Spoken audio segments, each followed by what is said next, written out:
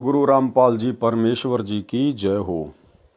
परम पिता परमात्मा सारी सृष्टि के रचनहार, कुल मालिक, असंख्य ब्रह्मांडों के स्वामी, जगत गुरु, तीनों लोकों में प्रवेश करके सबका भरण पोषण करने वाले राजाधिराज, आत्माधार, नाथों के नाथ, देवों के देव महादेव, सर्वेश्वर महेश्वर, मृत्युंजय, अजरो अमर, आदि अनादि सनातनी प्रभु, जगत पिता जगदीश्वर, श्री श्री 1008 की उपाधि के वास्तविक अधिकारी, अकाल मूरत सौद स्वरूपी राम वासुदेव, सर्वगतम ब्रह्म, परम पूज्य, प्रथम पूज्य, परम संत, परम पुरुष, परम धनी, परम दयालु, सत्य कबीर, हक्का कबीर, अल्लाहु कबीर, अल्लाहु अकबर, बाखबर, अल्लाह ताला, जगत के तारणहार, जगत के मुक्तिदाता, जगत के जगन्नाथ, हारे के सहारे, हिंदुओं के राम, मुसलमानों के अल्लाह, सिखों के वाहिगुरु, ईसाइयों के मसीह, दया के सागर दया निधि, करुणा के सागर करुणा निधि, स्वयंभू परिभू, संकट मोचन, कष्ट हरण, मंगल करण, दुख भंजन, अविगत कबीर,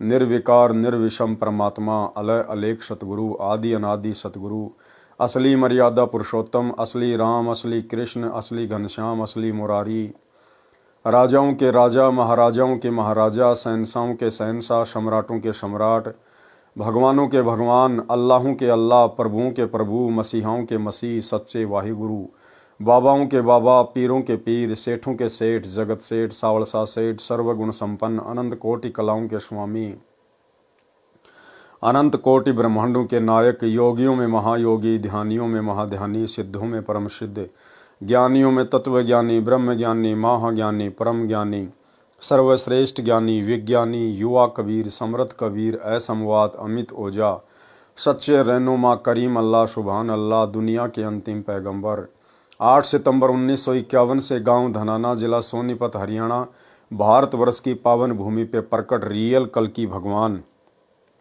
श्री नारायण साकार हरि, श्री बाबा साहेब, शब्द स्वरूपी राम, संत श्रोमणी सतगुरु रामपाल जी परमेश्वर जी के चरण कमल में साध संगति से जुड़े हुए देश विदेश से हम सभी सतसेवक भाई बहनों का अनंत कोटि दंडोत प्रणाम। सत्साई भाई और बहनों, दया पूज्य गुरुदेव भगवान की, सतगुरु रामपाल जी परमेश्वर जी की, जिनके शुभ आशीर्वाद से, विशेष आशीर्वाद से आप और हम सभी साध संगति से जुड़े हुए सतसेवक भाई बहन भक्ति मार्ग पर गुरुदेव के तत्व ज्ञान को आधार बनाकर अपनी आत्मा के कल्याणार्थ हेतु निरंतर आगे बढ़ रहे हैं। भाई और बहनों, साध संगतियों का नसीब होना इस कलयुग की पिछली पीढ़ी में आप और हम सभी आत्माओं के ऊपर गुरुदेव भगवान की एक विशेष रजा है। इस रजा को हम सभी भगत भाई बहन इसी प्रकार से बना के रखें। भाई और बहनों, पूज्य गुरुदेव जी के कर कमल से लिखित पवित्र पुस्तक कबीर सागर के सरलार्थ के ऊपर वीडियो बनाने की श्रृंखला जारी है। इस श्रृंखला में आज हमारा ये 52 नंबर का वीडियो है। प्रत्येक वीडियो में गुरुदेव भगवान के आशीर्वाद से हमें कुछ न कुछ सीखने को अवश्य मिलता है। साथ ही गुरुदेव के कर कमल से लिखित होने के कारण इस पवित्र पुस्तक को पढ़ने या सुनने मात्र से भी हम ढेर सारे पुण्य के भागी बनते हैं।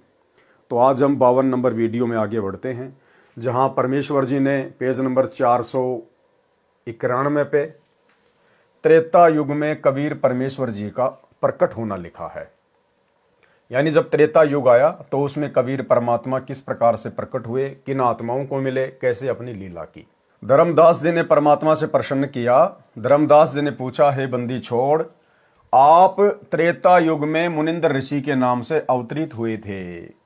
धर्मदास जी ने क्या कहा कि हे परमेश्वर, हे बंदी छोड़, मेरे गुरुदेव, आप त्रेता युग में मुनिंद्र ऋषि के नाम से अवतरित हुए थे। यानी भाई और बहनों, परमात्मा स्वयं ही अवतरित होते हैं, अपना कोई अवतार सतलोक से नहीं भेजते हैं। इसलिए सतलोक आश्रमों से जुड़े हुए भाई बहनों से प्रार्थना है, आप जो 8 सितंबर के दिन अपने गुरुदेव का अवतरण दिवस मनाते हैं, अवतरण दिवस के बहाने जो आप उनका जन्मदिन मनाते हैं, ये आप लोग बहुत बड़ी गलती कर रहे हैं। ये परमात्मा कभी किसी माँ के गर्भ से जन्म नहीं लेता। सतगुरु रामपाल जी स्वयं कबीर देव हैं। 8 सितंबर के दिन ये स्वयं सतलोक से अवतरित हुए हैं, प्रकट हुए हैं। इसलिए इनका जन्मदिन नहीं बल्कि सतगुरु प्रकट दिवस मनाया जाना चाहिए। और यदि आपको इतना विश्वास हो जाए कि हमारे गुरुदेव स्वयं कबीर परमात्मा हैं, ये माँ के गर्भ से जन्म लेके नहीं आए, प्रकट हुए हैं, तो फिर आप लोगों ने जून के महीने में दाढ़ी मूछ वाले कबीर जी की समझे जाने वाली नकली फोटो को कबीर परमात्मा मानकर उनका कबीर प्रकट दिवस मनाना छोड़ देना चाहिए, अन्यथा आप जी दो नावों की सवारी करते हुए समझे जाएंगे। आप त्रेता युग में मुनिंदर ऋषि के नाम से अवतरित हुए थे। कृपया उस युग में किन किन पुण्यात्माओं ने आपकी शरण ग्रहण की? उत्तर दिया परमात्मा ने, हे धर्मदास, त्रेता युग में मैं मुनिंदर ऋषि के नाम से प्रकट हुआ। त्रेता युग में भी मैं एक शिशु रूप धारण करके कमल के फूल पर प्रकट हुआ था। एक दिन वेदविज्ञ नामक ऋषि तथा सूर्या नामक उसकी साध्वी पत्नी थी। वे प्रतिदिन सरोवर पर स्नान करने जाते थे। उनकी आयु आदि से अधिक हो चुकी थी। वह निसंतान दंपत्ति मुझे अपने साथ ले गए तथा संतान रूप में पालन किया। प्रत्येक युग में जिस समय मैं एक पूरे जीवन रहने की लीला करने आता हूँ, मेरी परवरिश कवारी गायों से होती है। बाल्यकाल से ही मैं तत्व ज्ञान की वाणी उच्चारण करता हूँ, जिस कारण से मुझे प्रसिद्ध कवि की उपाधि प्राप्त होती है। परंतु ज्ञानहीन ऋषियों द्वारा भ्रमित जनता मुझे न पहचान कर एक कवि की उपाधि प्रदान कर देती है। केवल मुझसे परिचित श्रद्धालु ही मुझे समझ पाते हैं तथा वे अपना कल्याण करवा लेते हैं। और आज से पहले भाई और बहनों, कोई भी साधु, कोई भी भगत, कोई भी संत इस कबीर परमेश्वर सतगुरु रामपाल जी को चारों युगों में नहीं जान पाया, नहीं पहचान पाया। इतना तो जान लिया, पहचान लिया कि ये कोई सिद्धि युक्त संत है, इनमें शक्ति है, इनकी शरण में आने के बाद हमारे काम हो जाते हैं। परंतु उस कबीर परमेश्वर को आज से पहले वो जितनी बार भी प्रकट हुए हैं, जिन भी युगों में प्रकट हुए हैं, सतगुरु रूप में आए हुए उस कबीर परमेश्वर को किसी ने भी सत्य पुरुष अर्थात परमात्मा के रूप में हृदय से स्वीकार नहीं किया, जिस कारण से आत्माओं का मोक्ष नहीं हो पाया। ये वर्तमान की कलयुग की बिचली पीढ़ी का समय जो गुरुदेव ने निर्धारित किया है, अब इस समय अनेकों आत्माएं अपने गुरुदेव भगवान को पहचानेंगी, उनको जानेंगी। ये तमाम उदाहरण देखकर, ये तमाम सबूत देखकर, और जो सुख परमात्मा दिया करता है, उन सुखों के आधार से भी आत्माएं अपने भगवान को वर्तमान में पहचानेंगी। केवल मुझसे परिचित श्रद्धालु ही मुझे समझ पाते हैं तथा वे अपना कल्याण करवा लेते हैं। त्रेता युग में कबीर देव का ऋषि मुनिंदर नाम से प्राकाटे लेखक के शब्दों में निम्न पढ़ें। त्रेता युग में कबीर देव, कबीर परमेश्वर का मुनिंदर नाम से प्राकाटे। नल तथा नील को शरण में लेना। त्रेता युग में स्वयंभू कबीर देव, कबीर परमेश्वर रूपांतरण करके मुनिंदर ऋषि के नाम से आए हुए थे। एक दिन अनल अर्थात नल तथा अनिल अर्थात नील ने मुनिंदर साहिब का सत्संग सुना। दोनों भगत आपस में मौसी के पुत्र थे। माता पिता का देहांत हो चुका था। नल तथा नील दोनों शारीरिक व मानसिक रोग से अत्यधिक पीड़ित थे। सर्व ऋषियों व संतों से कष्ट निवारण की प्रार्थना कर चुके थे। सर्व ऋषियों व संतों ने बताया था कि यह आपका प्रारब्ध का पाप कर्म का दंड है, ये आपको भोगना ही पड़ेगा, इसका कोई समाधान नहीं है। दोनों दोस्त जीवन से निराश होकर मृत्यु की प्रतीक्षा कर रहे थे। सत्संग के उपरांत जो ही दोनों ने परमेश्वर कबीर देव, कबीर परमेश्वर उर्फ मुनिंदर ऋषि जी के चरण छुए तथा परमेश्वर मुनिंदर जी ने सिर पर हाथ रखा, तो दोनों का असाध्य रोग छू मंतर हो गया, अर्थात दोनों नल तथा नील स्वस्थ हो गए।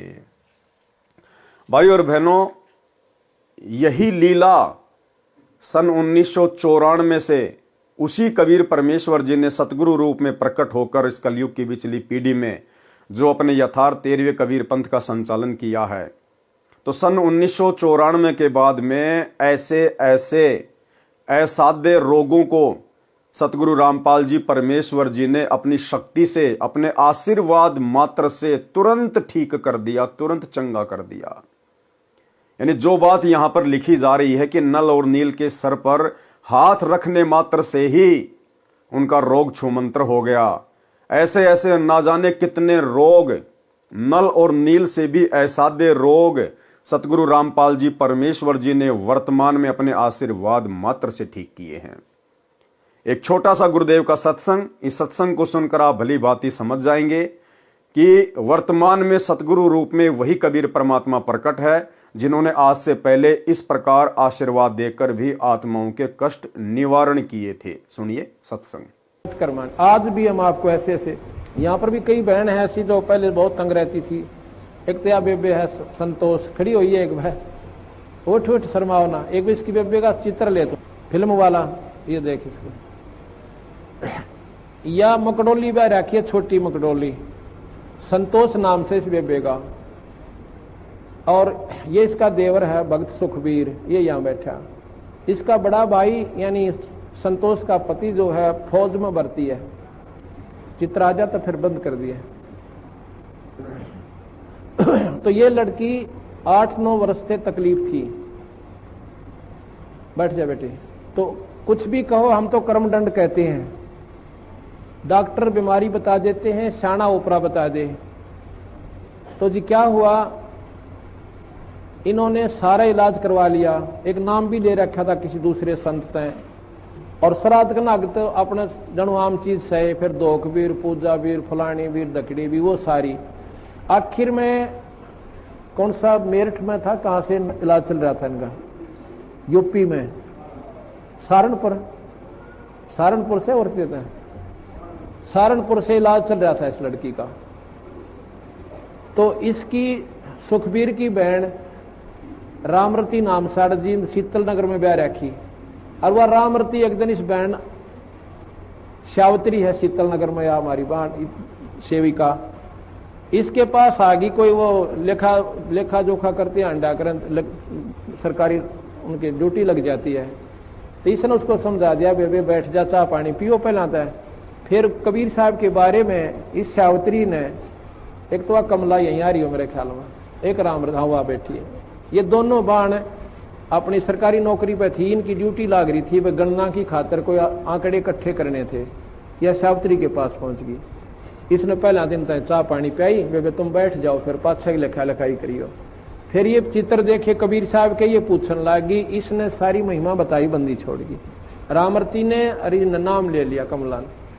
रामरती ने फिर अपने भाई जगबीर को बता, जगबीर नाम से कि भाई तो कितना ले जा, मेरी भाभी ने एक बार महाराज यहाँ करा ले। जगबीर ने बोला, बेबे इब तो इलाज करवा रखा वहां से और वहीं दिखाऊंगा। इन्हें बोली रे इलाज करवा रखा, कि ने दुख पा रही है, 19-21 का इसका आराम नहीं, तो एक बार ले आ। तो हम गए हुए थे उस समय चंडीगढ़ एक पार्ट, यहाँ Gulab Singh DC deputy commissioner जो होते थे ना, डिप्टी कमिश्नर गुलाब सिंह, वो डायरेक्टर थे वहां पर लोकल बॉडीज के चंडीगढ़। वो हमारे सेवक है, उन्होंने नाम ले रखा है, बड़ी पुण्य आत्मा है। अगर उसका उदाहरण आप देख लो, नहीं सा देवता इंसान हमने नहीं देखा, इतनी नम्र आत्मा, कोई उसमें छल कपट नहीं। तो वहां हम पाठ करने गए जी। हमने आना था 12 तारीख को, हम आए 13 तारीख को, लेट हो गए थोड़े। तो इन्होंने पता था कि 12 न महाराज जी ने आना है कुटिया में, तो ये 11 शाम ने पहुंच गए। और यह बेहोश पड़ी उड़े या संतोष। हम 12 ना या 12 ने भी मेरे, जगबीर भी मेरे इसके साथ, वो फौज में है। वहां पर हाल बना था हमारा एक सत्संग का। हम 13 न पहुंचे इस समय, अगस्त का महीना। तो न्यू बोले जी एक बेबे आ रही है, बहुत घनी बीमार से। बाबा बीमार का के मतलब, हमारे दौरान को डॉक्टर ना वैद नहीं, ये बीमार है, बीमार आने लागे को अच्छे ढंग का नाम लेने आता नहीं। अपने मन में संकल्प कर रहा मैं। इतने में इसको कुटिया में ठा के वो जगबीर एक दिन और पकड़ के मेरे पास ले आया। और मैं बाहर बैठा था, ऐसे छां आई हुई थी शाम के समय हाल के अंदर। इनको जब पकड़ के वो ले आए, आप विचार कीजिए, सतकर मानिए, जो ही मेरे पास लाके या संतोष बिठाई और जगबीर को पूछना ये बात इसके पति से, न्यू अर्जू सिर जोड़ रखा, इसकी हालत न्यू नाड़ टेढ़ी हो रही छोरी की। खाट के पास बिठाई, जैसे हम स्वाभाविक वैसे हाथ रखते हैं, बेबे ठीक हो जाएगी बेटी, माड़ा मन ना करे, सब करेंगे, बंदी छोड़।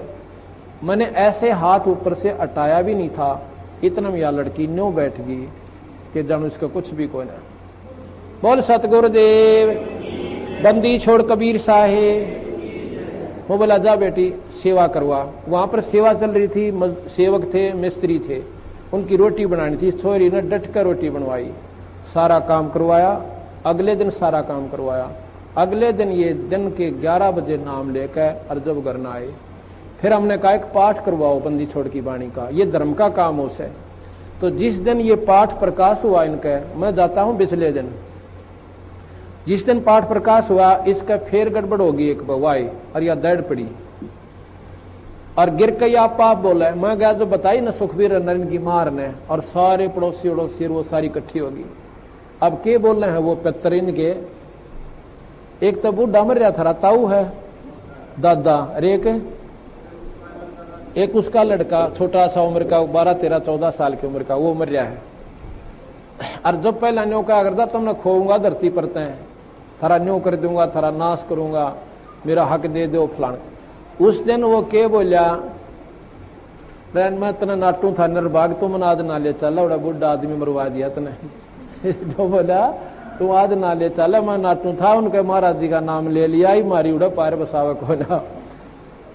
अन्य बोला तो चला भाई, आज तो हम थारा आगे गलती तय, आज पाछा हम तो बड़ा को नहीं। पर ने बोला जावांगे कि थारी रोखाड़ करया करांगे खेता में। जब बोल सतगुरुदेव। इनका पेटा भरनता ही बंदी छोड़ने ने दिखा था ना, कड़ा बढ़न दे नाड़े, अगर इनका यकीन ना होगा तो उस दिन के बाद 2 साल तो ऊपर हो गए इस लड़की ने बंदी छोड़ की कृपा, तो इसका सोच शरीर से। बोल सतगुरुदेव। तो भाई और बहनों, सत्संग सुनकर आप जी को विश्वास हो जाना चाहिए, दास यहां पर आपको अनेकों सत्संग नहीं सुना सकता, केवल आपको एक सत्संग सुनाया है। ऐसे ऐसे ना जाने सैकड़ों की संख्या में गुरुदेव भगवान ने अपनी आत्माओं के कष्ट निवारण किए हैं मात्र अपने आशीर्वाद से। तथा परमेश्वर मुनिंदर जी ने सिर पर हाथ रखा तो दोनों का ऐसा दे रोग छूमंत्र हो गया, अर्थात दोनों नल तथा नील स्वस्थ हो गए। इस अद्भुत चमत्कार को देखकर प्रभु के चरणों में गिरकर घंटों रोते रहे तथा कहा, आज हमें प्रभु मिल गया। भाई और बहनों, नल और नील ने तो अपने परमात्मा को पहचान लिया था, परंतु वर्तमान कलयुग की बिचली पीढ़ी में आज भी आत्माएं अपने परमात्मा को नहीं पहचान पा रही हैं। ऐसे ऐसे असाध्य रोगों से छुटकारा प्राप्त करने के बावजूद भी अपने गुरुदेव भगवान को कबीर परमात्मा के रूप में नहीं पहचान पा रही हैं। और सतगुरु रामपाल जी अर्थात जिंदा कबीर परमात्मा के धरती पर प्रकट रहते सहते जून के महीने में कागज के टुकड़े को कबीर जी की समझे जाने वाली दाढ़ी मूछ वाली मुर्दा फोटो को कबीर भगवान मानकर जून के महीने में सतलोक आश्रमों में जा जाके उस मुर्दा फोटो का कबीर प्रकट दिवस मनाते हैं। ये बहुत बड़ी विडंबना है। इस अद्भुत चमत्कार को देखकर प्रभु के चरणों में गिरे, घंटों रोते रहे तथा कहा, आज हमें प्रभु मिल गया जिसकी हमें वर्षों से खोज थी। उससे प्रभावित होकर ऋषि मुनिंदर जी से नाम दीक्षा ले लिया। मुनिंदर साहिब जी के साथ ही सेवा में लगने लगे। पहले ऋषियों व संतों का समागम पानी की व्यवस्था देखकर नदी के किनारे होता था। नल और नील दोनों बहुत प्रभु प्रेमी तथा भोली आत्माएं थी। परमात्मा में श्रद्धा बहुत हो गई थी, सेवा बहुत किया करते थे। समागमों में रोगी व वृद्ध व विकलांग भक्तजन आते तो उनके कपड़े धोते तथा बर्तन साफ करते, उनके लोटे और गिलास साफ कर देते थे।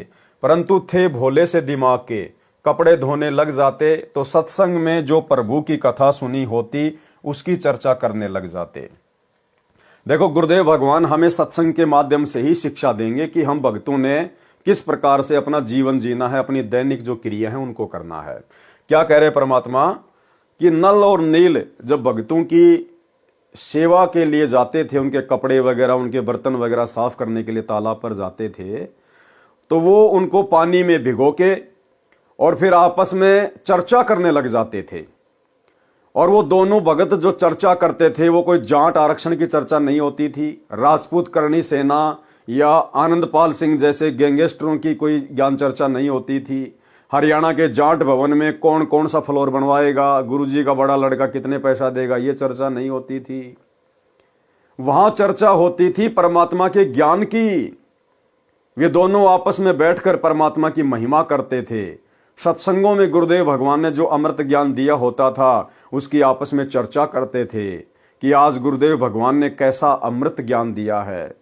आप और हम तो मरने ही वाले थे, लेकिन गुरुदेव ने तो आशीर्वाद मात्र से हम दोनों का असाध्य रोग ठीक कर दिया। भाई ये तो परमात्मा आए हुए हैं, भगवान आए हुए हैं। केवल इस प्रकार की चर्चा किया करते थे। और आज वर्तमान में कलयुग की बिचली पीढ़ी में यदि आप सतलोक आश्रमों में जाकर देखेंगे तो वहां पर ज्ञान चर्चा के नाम पे कुछ नहीं है, 0/0। वहां पे बहुत सारे भगत तो आपको कबीर जी का झोपड़ा देखते हुए मिलेंगे, उसकी सेल्फी लेते हुए मिलेंगे। कुछ भगत आपको लहर तारा तालाब के ऊपर घूमते हुए सेल्फी लेते हुए मिलेंगे। कुछ आपको मिट्टी के बैल वगैरह देखते हुए मिलेंगे। कुछ आपको मिट्टी के पहाड़ देखते हुए मिलेंगे। कुछ आपको भंडारे में केवल लड्डू जलेबी बर्फी की ही चर्चा करते हुए मिलेंगे। कोई ज्ञान चर्चा नहीं, कोई साध संगति नहीं, कोई गुरु की महिमा नहीं। तो भाई और बहनों, आज आप और हम कहां खड़े हैं? कलयुग की बिचली पीढ़ी में लाके परमात्मा ने बैठा दिया। इस जुबान से अगर कुछ निकले तो केवल परमात्मा की महिमा निकले। और सेवा के नाम पे क्या है? दास आज सोशल मीडिया पर एक वीडियो देख रहा था।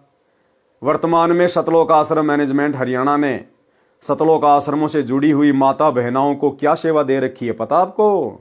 बहुत जबरदस्त सेवा। माता बहनों को पंपलेट बना के दे रखे हैं। इन सतलोक आश्रम वालों का कोई यूट्यूब पर चैनल है, सा न्यूज चैनल। उस सा न्यूज चैनल पर ये लोग दिन रात दुनिया भर की खबरें डालते रहते हैं। वहां पर बस एक्सीडेंट हो गई, वहां पर ज्यादा बर्फ गिर गई, वहां पर चोरी हो गई। जैसे ये दुनिया भर के टीवी चैनल जिस प्रकार से न्यूज दिखाते हैं, इस प्रकार से इन सतलोक आश्रम वालों ने सा न्यूज चैनल के नाम से एक यूट्यूब पर चैनल बनाया है। और इनका एक ही काम है, दुनिया भर की फालतू की दुनियादारी की न्यूज वगैरह उस पर डालते रहना। उस सा न्यूज चैनल को माता बहनों के माध्यम से उनको पोस्टर बना बना के दिए जाते हैं और जगत में भेज दिया जाता है, शहर में भेज दिया जाता है कि आप जाओ और लोगों को पकड़ पकड़ के आप उनसे चैनल को सब्सक्राइब करवाओ। आप उनको ये पंपलेट दिखाओ कि देखो जी, ये हमारे सतलोक आश्रम का न्यूज चैनल है, आप इसको सब्सक्राइब कर लीजिए। आपका मोबाइल निकालिए, आप QR कोड को स्कैन कीजिए। एक छोटा सा वीडियो आप भाई बहन देख लीजिएगा, किस प्रकार से सेवा के नाम पर भगत समाज का अनमोल समय और समय से बर्बाद कर रहे हैं। देखिए। काल करे सो हाल ही कर ले, फेर मिले ना साथा। 84 में जाए पड़ोगे, भुगतोगे दिन राता। गुरु समान नहीं दाता रे जग में, गुरु समान नहीं दाता, गुरु समान नहीं सब। तो भाई और बहनों, वीडियो आपने देख लिया होगा। ये सेवा चल रही है वर्तमान में सतलोक आश्रम मैनेजमेंट हरियाणा में। और धिक्कार है उन माता बहनों को जो अपनी थोड़ी बहुत भी बुद्धि का इस्तेमाल नहीं कर रही। अरे घर बैठ के परमात्मा के सत्संग सुनो, अपना सुमरण करो। ये अपने फायदे के लिए आप लोगों को मोहरा बनाकर अपने यूट्यूब के चैनलों को सब्सक्राइब करवाते फिरते हैं। वो क्या सेवा है? क्या खाक सेवा है वो? तो भाई और बहनों, संगत में भी काल ने जरा सी बुद्धि नहीं छोड़ी है। उसकी चर्चा करने लग जाते। दोनों भगत प्रभु चर्चा में बहुत मस्त हो जाते और वस्तुएं दरिया के जल में कब डूब जाती उनको पता भी नहीं चलता। किसी की 4 वस्तु लेकर जाते तो 2 वस्तु वापस लाकर देते थे। भगत जन कहते कि भाई आप सेवा तो बहुत करते हो, परंतु हमारा तो बहुत काम बिगाड़ देते हो। अब ये खोई हुई वस्तुएं हम कहां से लेकर आएं? आप हमारी सेवा ही करना छोड़ दो, हम अपनी सेवा आप ही कर लेंगे। नल तथा नील दोनों रोने लग जाते थे कि हमारी सेवा न छीनो, अब की बार नहीं खोएंगे। परंतु फिर वही काम करते, प्रभु की चर्चा में लग जाते और वस्तुएं डूब जाती। भगत जनों ने मुनिंद्र जी से प्रार्थना की कि कृपया आप नल तथा नील को समझाओ। ये न तो मानते हैं और कहते हैं तो रोने लग जाते हैं। हमारी तो आदि भी वस्तुएं वापस नहीं लाते। बर्तन व वस्त्र धोते समय वे दोनों भगवान की चर्चा में मस्त हो जाते हैं और वस्तुएं डूब जाती है। मुनिंदर साहिब ने एक दो बार नल नील को समझाया, वे रोने लग जाते थे कि साहिब हमारी ये सेवा न छीनो।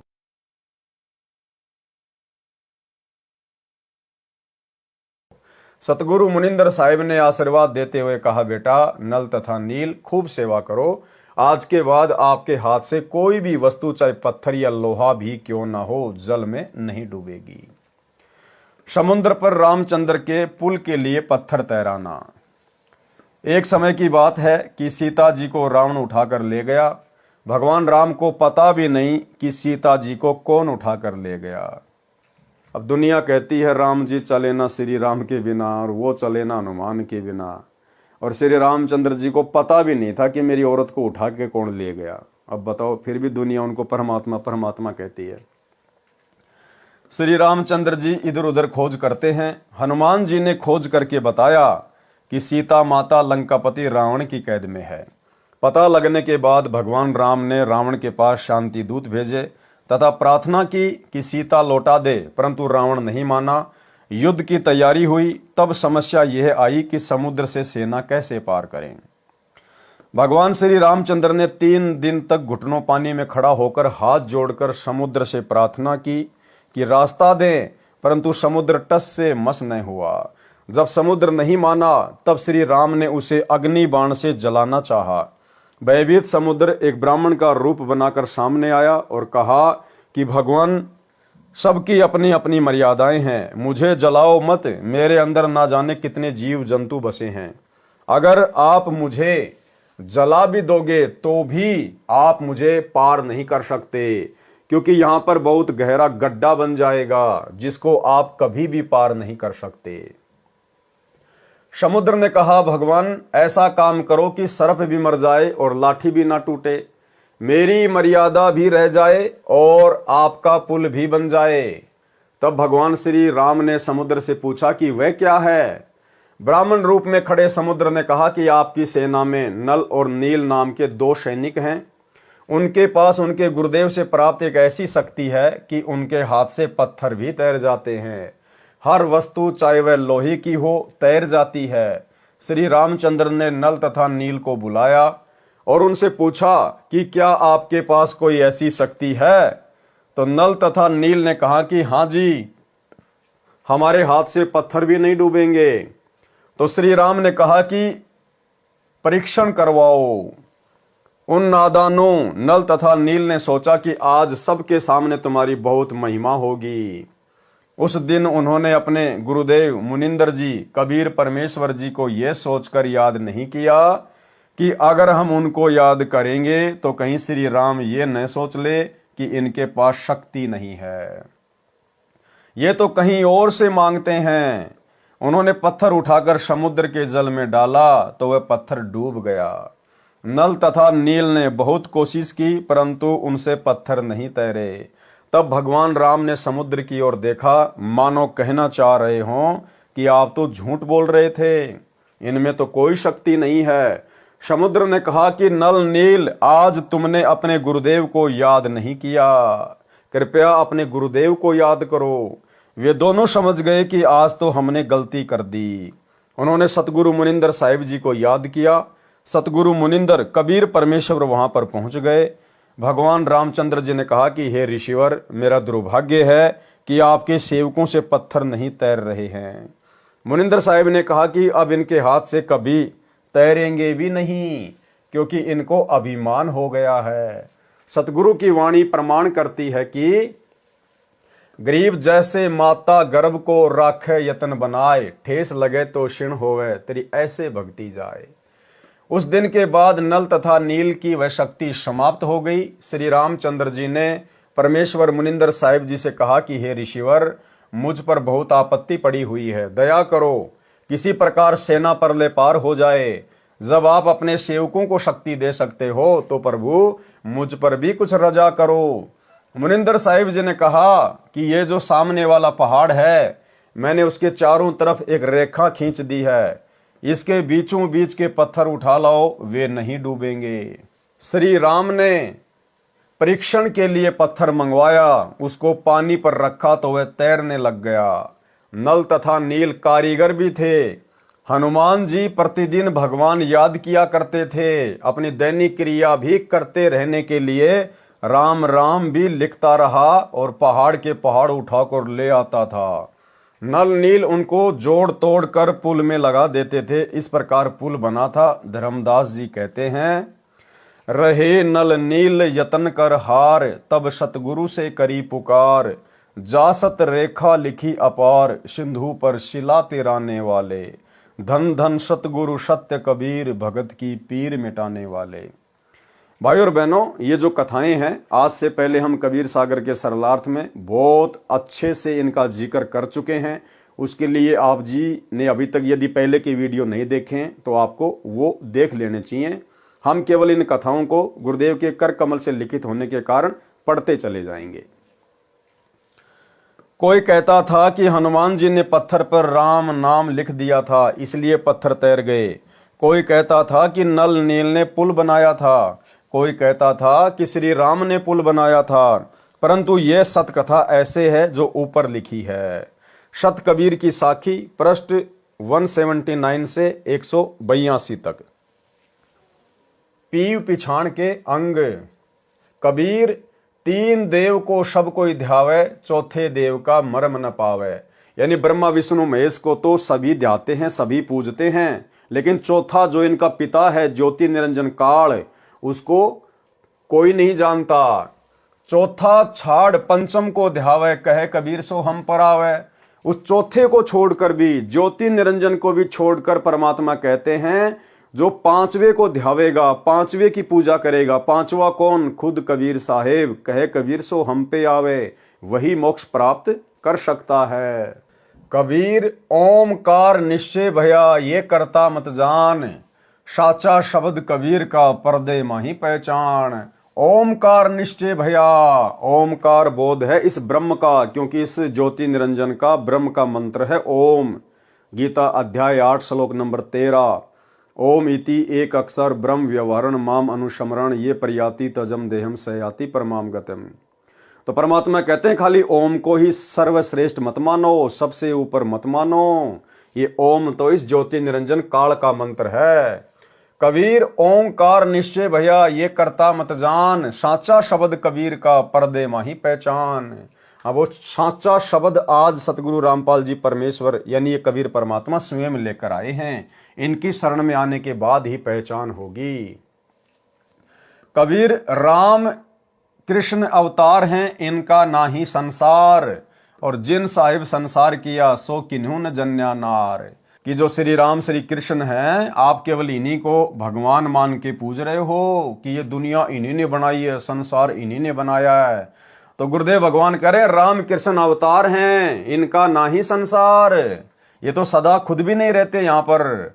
और जिन साहिब संसार किया, और जिस परमात्मा ने पूरी दुनिया को रचा है, सो किन्हू न जन्या नार, उसको तो किसी औरत ने जन्म नहीं दिया, वो तो स्वयंभू होता है, स्वयं प्रकट होता है। कबीर, चार भुजा के भजन में भूली परे सब संत। चार भुजा कौन? ब्रह्मा विष्णु महेश के चार चार भुजा हैं। तो कहते हैं चार भुजा के भजन में भूली पड़े सब संत, कबीरा सुमरो तासों को जाके भुजा अनंत।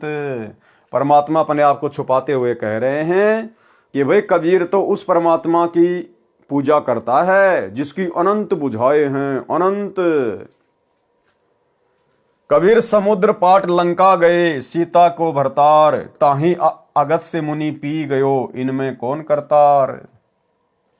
कि आप खाली श्री रामचंद्र जी को इसी बात को लेकर भगवान मानते हो कि उन्होंने लंका पर जाने के लिए समुद्र के ऊपर जो है पुलिया बना दिया था। और यहां तो एक अगस्त्य नाम का मुनि था, ऋषि था, उसने तो एक घूंट में 7 समुद्रों को पी लिया था। ये कथा भी आप परम भगत भाई बहन अब अच्छे से जान गए हैं कि कबीर परमात्मा सतगुरु रामपाल जी जो कि त्रेता युग में मुनिंद्र ऋषि के नाम से आए हुए थे, उन्होंने अपनी शक्ति से उन पत्थरों को हल्का किया था, तब कहीं जाकर श्री रामचंद्र जी समुद्र पर पुलिया बना पाए थे। कबीर, गिरवर धार्यो श्री कृष्ण जी, द्रोणागिरी हनुमंत, शेष नाग सब सृष्टि संहारी, इनमें कौन भगवंत। अगर आप इसी बात से रामचंद्र जी को भगवान मान रहे हैं कि उन्होंने समुद्र पे पुलिया बना दिया, तो श्री कृष्ण जी ने तो गोवर्धन पर्वत को अपनी एक उंगली पर उठा लिया था, और हनुमान जी ने द्रोणागिरी पहाड़ को उठा लिया था, जो गोवर्धन से भी कई गुना ज्यादा लंबा चौड़ा था। और फिर शेषनाग ने तो आप लोगों के अनुसार पूरी पृथ्वी को ही अपने अपने फन के ऊपर उठा रखा है। फिर इनमें सबसे बड़ा भगवान कौन हुआ? तो ये तो है लोकवेद, सुनी सुनाई बातें। असलियत क्या है? गिरवर धार्यो कृष्ण जी, श्री कृष्ण जी का रूप बनाकर वो गोवर्धन पर्वत भी अपनी उंगली पर सतगुरु रामपाल जी परमेश्वर जी ने, इस कबीर परमात्मा ने उठाया था। और द्रोणागिरी पहाड़ को भी हनुमान जी का रूप बनाकर, हनुमान जी को अपनी शक्ति देकर उस कबीर परमात्मा सतगुरु रामपाल जी ने उठाया था। हनुमान जी के बस की बात नहीं थी। और ये जो सृष्टि है, इस सृष्टि को भी परमात्मा ने अपने वचन से स्त्री किया हुआ है, किसी बैल के सींग पर या शेष नाग के फण के ऊपर नहीं टिकी हुई है। कबीर काटे बंधन विपत्ति में कठिन किया संग्राम, चीनो रे नर प्राणियां गरुड़ बड़ो के राम। इन सब वाणियों का सरलार्थ भाई और बहनों आप और हम पहले पढ़ चुके हैं, इसलिए हम सीधे सीधे आगे बढ़ेंगे। कबीर कहे चित चेत हूं शब्द करो निरुवार, श्री राम ही करता कहत है भूली पर्यो संसार। कबीर जिन राम कृष्ण व निरंजन कियो, सो तो करता न्यार, अंधा ज्ञान न बूझ ही कहे कबीर विचार। कबीर परमेश्वर द्वारा विभीषण तथा मंदोदरी को शरण में लेना, यानी त्रेता युग में जब कबीर परमात्मा ऋषि मुनिंदर जी के रूप में अवतरित हुए, प्रकट हुए, तो उन्होंने रावण की पत्नी मंदोदरी और रावण के छोटे भाई विभीषण को भी अपनी शरण में लिया था। परमेश्वर मुनिंदर जी अनल अर्थात नल तथा अनिल अर्थात नील को शरण में लेने के उपरांत श्री लंका में गए। वहां पर एक परम भगत विचित्र चंद्र विजय जी का 16 सदस्यों का परिवार रहता था। वे भाट जाति में उत्पन्न पुण्यकर्मी प्राणी थे। परमेश्वर मुनिंदर अर्थात कबीर देव जी का उपदेश सुनकर पूरे परिवार ने नामदान प्राप्त किया। परम भगत विचित्र चंद्र विजय जी की पत्नी भगतमती करमवती लंका के राजा रावण की रानी मंदोदरी के पास नौकरी करती थी। रानी मंदोदरी को हंसी मजाक अच्छे मंदे चुटकुले सुनाकर उसका मनोरंजन करती थी। भगत चंद्र विजय राजा रावण के पास दरबार में नौकरी करता था। राजा की बड़ाई के गाने सुनाकर उसे प्रसन्न करता था। भगत विचित्र चंद्र विजय की पत्नी भगतमती करमवती परमेश्वर से उपदेश प्राप्त करने के उपरांत रानी मंदोदरी को प्रभु चर्चा जो सृष्टि रचना अपने सतगुरुदेव मुनिंदर जी से सुनी थी, प्रतिदिन सुनाने लगी। भगतमती मंदोदरी रानी को अति आनंद आने लगा। कई कई घंटों तक प्रभु की सतकथा को भगतमती करमवती सुनाती रहती तथा मंदोदरी की आंखों से आंसू बहने लगते। एक दिन रानी मंदोदरी ने करमवती से पूछा, आपने ये ज्ञान किससे सुना? आप तो बहुत अनाप शनाप बातें किया करती थी। इतना बदलाव परमात्मा तुल्य संत बिना नहीं हो सकता। तब करमवती ने बताया कि हमने एक परम संत से अभी अभी उपदेश लिया है। रानी मंदोदरी ने संत के दर्शन की अभिलाषा व्यक्त करते हुए कहा, आपके गुरु अब की बार आए तो उन्हें हमारे घर बुला कर लाना। अपनी मालकिन का आदेश प्राप्त करके शीश झुकाकर सत्कार पूर्वक कहा कि जो आपकी आज्ञा आपकी नौकरानी वही करेगी। मेरी एक विनती है, कहते हैं कि संत को आदेश पूर्वक नहीं बुलाना चाहिए, स्वयं जाकर दर्शन करना श्रेयकर होता है, और जैसे आपकी आज्ञा वैसा ही होगा। महारानी मंदोदरी ने कहा कि अब के आपके गुरुदेव जी आए तो मुझे बताना, मैं स्वयं उनके पास जाकर दर्शन करूंगी। परमेश्वर ने फिर श्रीलंका में कृपा की। मंदोदरी रानी ने उपदेश प्राप्त किया। कुछ समय उपरांत अपने प्रिय देवर भगत विभीषण जी को उपदेश दिलाया। भगतमती मंदोदरी उपदेश प्राप्त करके अहरनिश प्रभु स्मरण में लीन रहने लगी, यानी दिन रात प्रभु के स्मरण में लीन रहने लगी।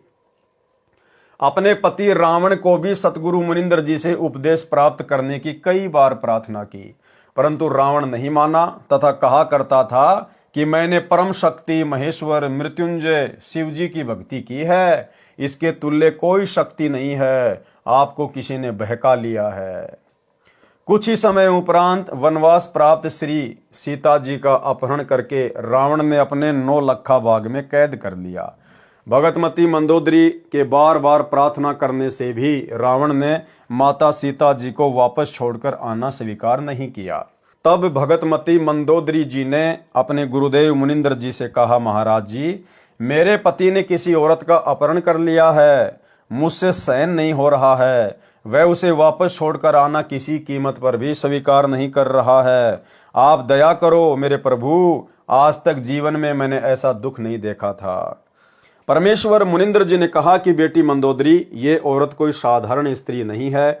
श्री विष्णु जी को श्रापवश पृथ्वी पर आना पड़ा है। वे अयोध्या के राजा दशरथ के पुत्र रामचंद्र नाम से जन्मे हैं। इनको 14 वर्ष का वनवास प्राप्त है तथा लक्ष्मी जी स्वयं सीता के रूप में, इनकी पत्नी रूप में वनवास में श्री राम के साथ थी। उसे रावण एक साधु वेश बनाकर धोखा देकर उठा लाया है। ये स्वयं लक्ष्मी ही सीता जी है। इसे शीघ्र वापस करके क्षमा याचना करके अपने जीवन की भिक्षा याचना रावण करे तो इसी में इसका शुभ है। भगतमती मंदोदरी के अनेकों बार प्रार्थना करने से रावण नहीं माना तथा कहा कि वे 2 मस्खरे जंगल में घूमने वाले मेरा क्या बिगाड़ सकते हैं। मेरे पास अनिगणत सेना है। मेरे 1 लाख पुत्र तथा 1.25 लाख नाती हैं।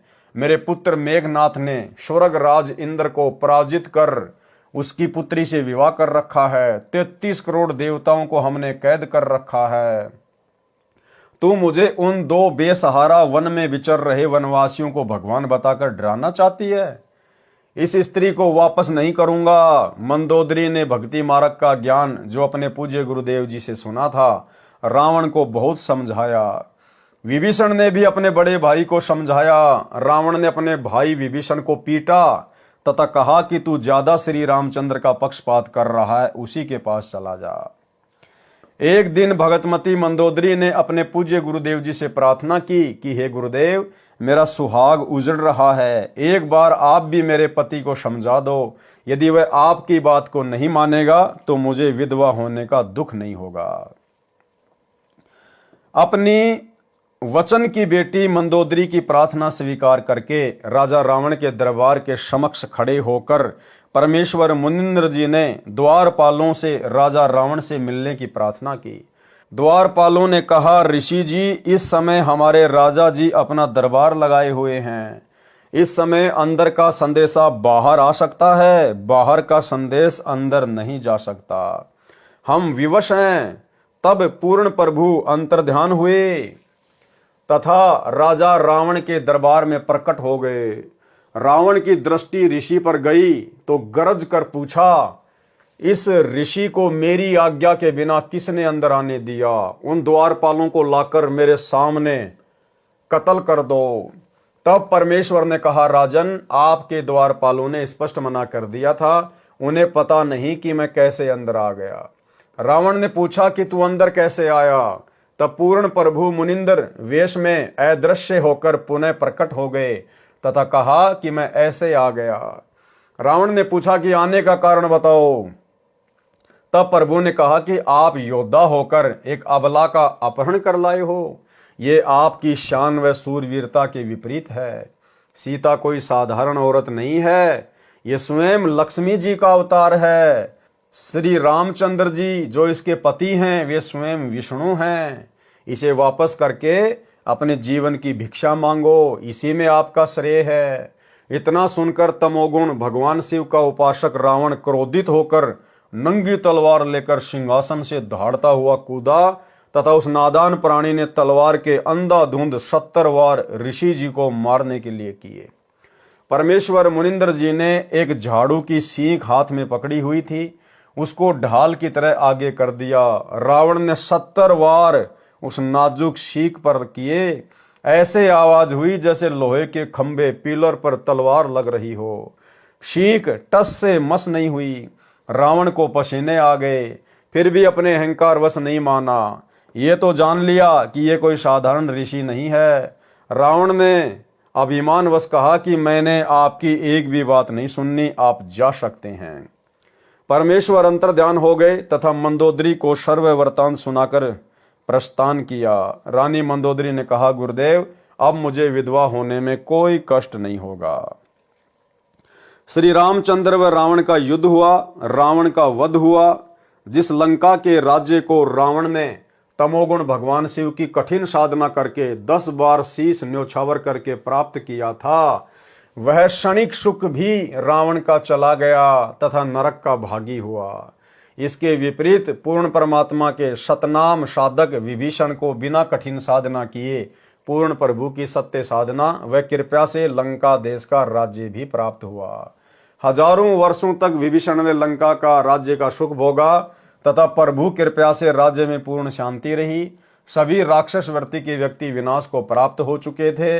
भगतमती मंदोदरी तथा भगत विभीषण तथा परम भगत चंद्र विजय जी के परिवार के पूरे 16 सदस्य तथा अन्य जिन्होंने पूर्ण परमेश्वर का उपदेश प्राप्त करके आजीवन मर्यादा वक्त सत्य भक्ति की, वे सर्व साधक यहाँ पृथ्वी पर भी सुखी रहे तथा अंत समय में परमेश्वर के विमान में बैठकर शतलोक शाश्वत स्थानम में चले गए। भाइयों और बहनों, यहाँ गुरुदेव भगवान को लिखना पड़ता है, लेकिन असलियत यह है कि मंदोदरी और विभीषण अभी तक पार नहीं हुए हैं, क्योंकि वो पार होने का समय नहीं था। उस समय परमात्मा ने किसी को शतनाम भी नहीं देना था। केवल प्रथम मंत्र के बीच के 5-5 मंत्र या अकेला ओम मंत्र या किसी को सोहम मंत्र। उस समय केवल परमात्मा उन आत्माओं को भक्ति से चार्ज कर रहे थे ताकि ये आत्माएं कलयुग की पिछली पीढ़ी तक मनुष्य जन्म प्राप्त करती हुई आ जाएं।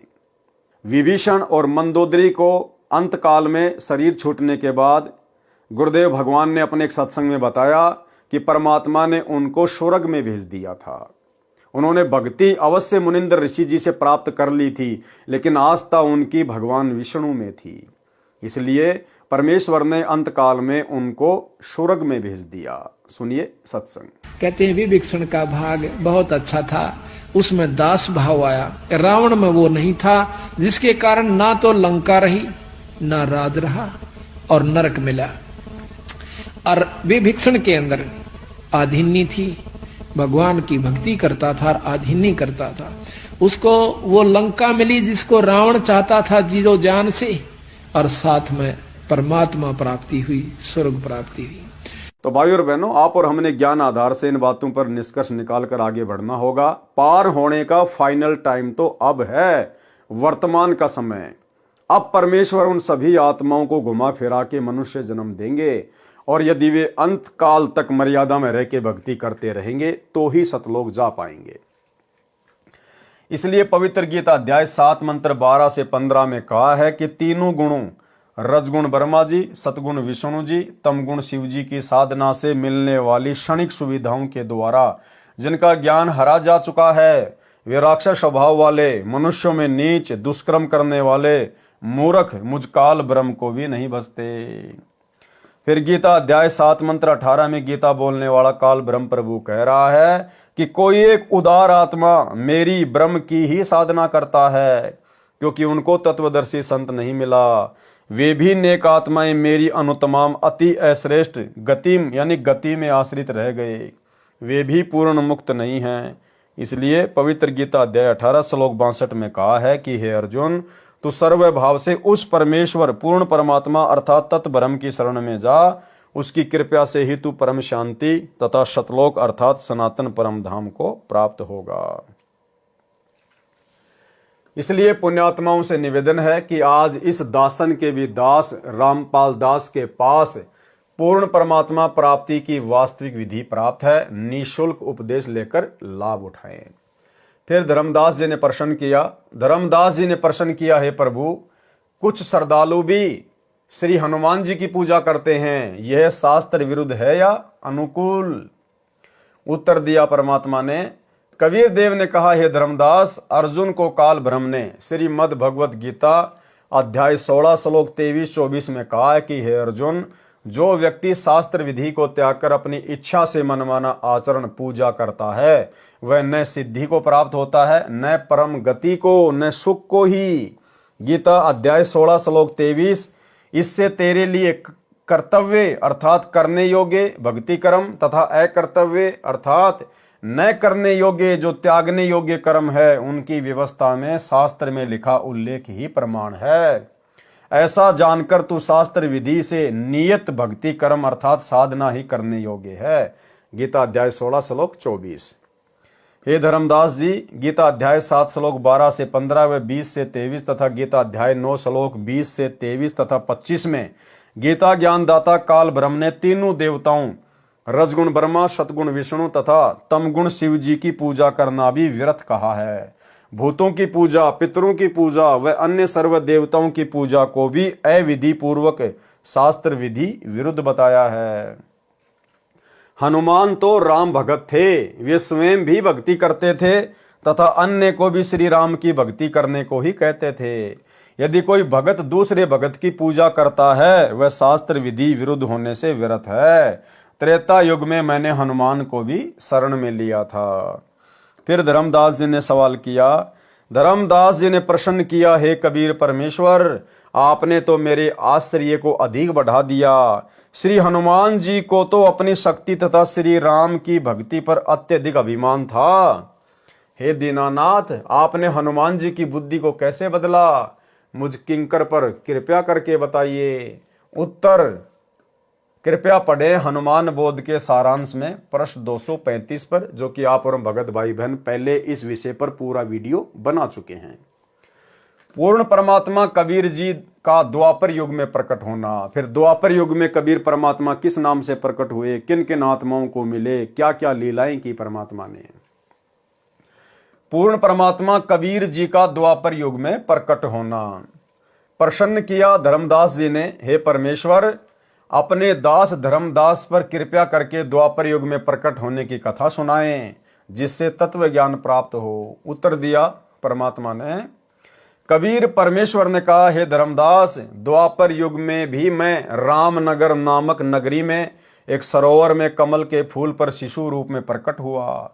एक निसंतान वाल्मीकि कालू तथा उसकी पत्नी गोदावरी दंपत्ति अपने घर ले गए। एक ऋषि से मेरा नामकरण करवाया। उसने भगवान विष्णु की कृपा से प्राप्त होने के आधार से मेरा नाम करुणामय रखा। मैंने 25 दिन तक कोई आहार नहीं किया। मेरी पालक माता अति दुखी हुई।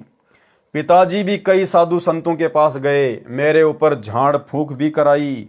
वे विष्णु के पुजारी थे। उनको अति दुखी देखकर मैंने विष्णु को प्रेरणा दी। विष्णु भगवान एक ऋषि रूप में वहां आए तथा पिता कालू से कुशल मंगल पूछा।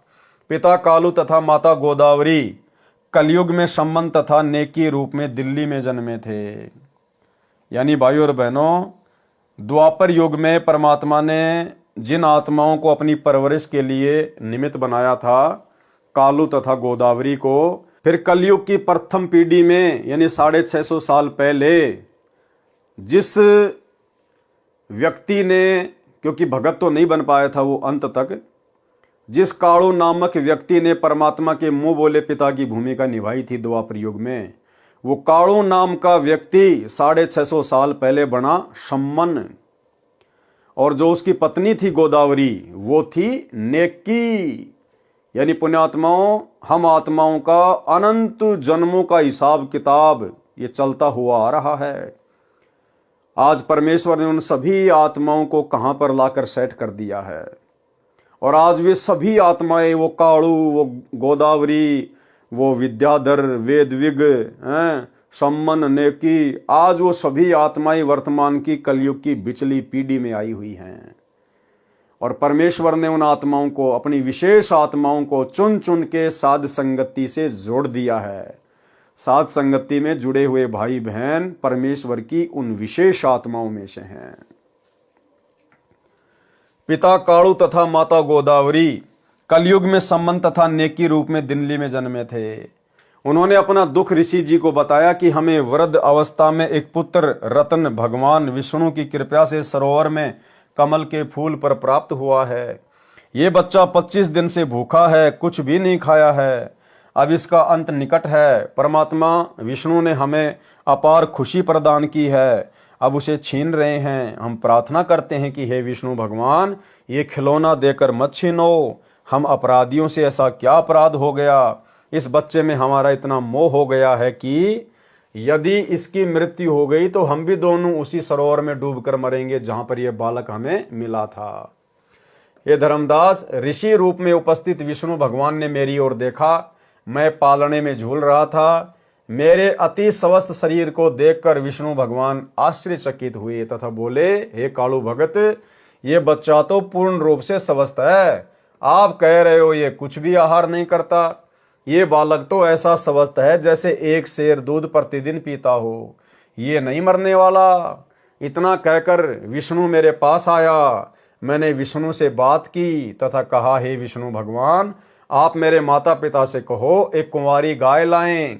उस गाय को आप आशीर्वाद देना। वह कुंवारी गाय दूध देने लगेगी। उस गाय का दूध मैं पीऊंगा। मेरे द्वारा अपना परिचय जानकर विष्णु भगवान समझ गए ये कोई सिद्ध आत्मा है जिसने मुझे पहचान लिया है। मुझे ऋषि के साथ बातें करते हुए देख मेरे पालक माता पिता हैरान रह गए। अंदर ही अंदर खुशी की लहर दौड़ गई। ऋषि ने कहा, कालू, एक कुंवारी गाय लाओ, वह दूध देगी। उस दूध को ये होनहार बच्चा पिएगा। कालू पिता तुरंत एक गाय ले आया। भगवान विष्णु ने मेरी प्रार्थना पर उस कुंवारी गाय की कमर पर हाथ रख दिया। उसी समय उस गाय की बछिया के थनों से दूध की धार बहने लगी तथा वह 3 सेर का पात्र भरने के पश्चात रुक गई। वह दूध मैंने पिया। अब भाइयों और बहनों, करे करावे साइया, मन में लहर उठा, दादू सिर दर जीव के आप बगल हो जा।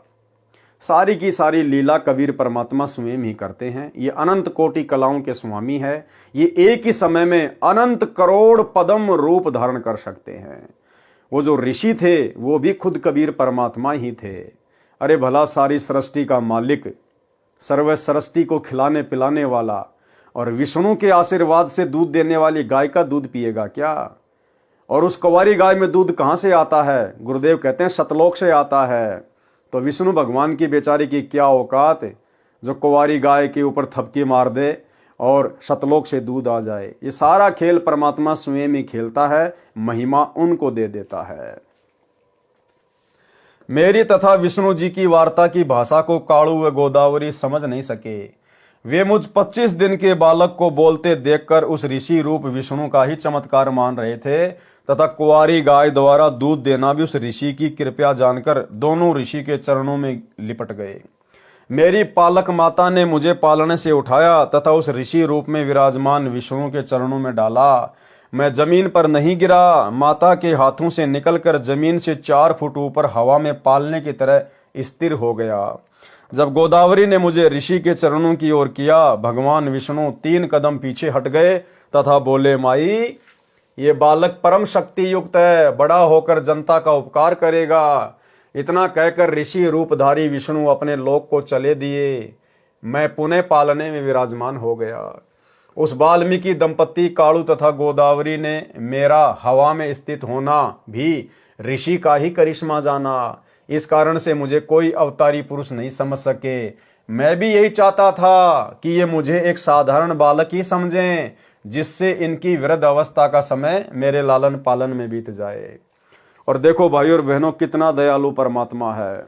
उस कालू ने और उसकी पत्नी गोदावरी ने द्वापर युग में परमात्मा से उस समय नाम दीक्षा नहीं ली। उसके बावजूद भी भाइयों और बहनों, परमात्मा ने उनको अपने परम भगत के रूप में जन्म दिया, सम्मन और नेकी के रूप में। उसी सम्मन को फिर आगे अब्राहिम सुल्तान का जन्म दिया। तो भाइयों और बहनों, जरूरी नहीं है कि यह परमात्मा जब कोई इसे उपदेश लेगा तो ही उनको सर्व लाभ देगा, उन आत्माओं का उद्धार करेगा। ये सब कुछ परमात्मा ने पहले से ही निर्धारित किया हुआ है। जिस समय हम अपने पिता से धोखा करके सतलोक से काल के साथ आए थे, उसी समय इस कबीर परमात्मा सतगुरु रामपाल जी ने हमारे सतलोक वापस जाने का दिन समय निश्चित कर दिया था। उस बीच के समय में तो केवल हमने सजा भोगनी है, सजा कि अपने बाप के साथ में गद्दारी करने की, अपने भगवान के अंदर दोष देखने की कितनी बड़ी सजा मिलती है। ये जो अनंत करोड़ युगों से आप और हम भाई बहन जो यहाँ पर करोड़ों बार 84 लाख योनियों के कष्ट, करोड़ों बार स्त्री और पुरुष बनकर हमने जो असहनीय पीड़ाएं झेली है, कष्ट सहे हैं, ये हम वो सजा भोग रहे हैं। अपने पिता से गद्दारी करने की।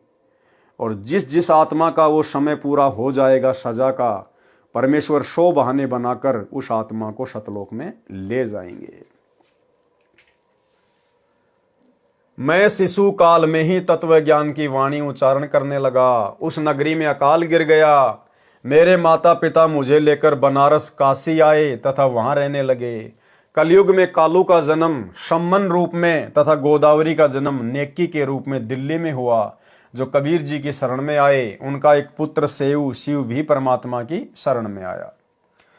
काशी नगर में एक सुदर्शन नाम का वाल्मीकि जाति का पुण्यात्मा मेरी वाणी सुनकर बहुत प्रभावित हुआ।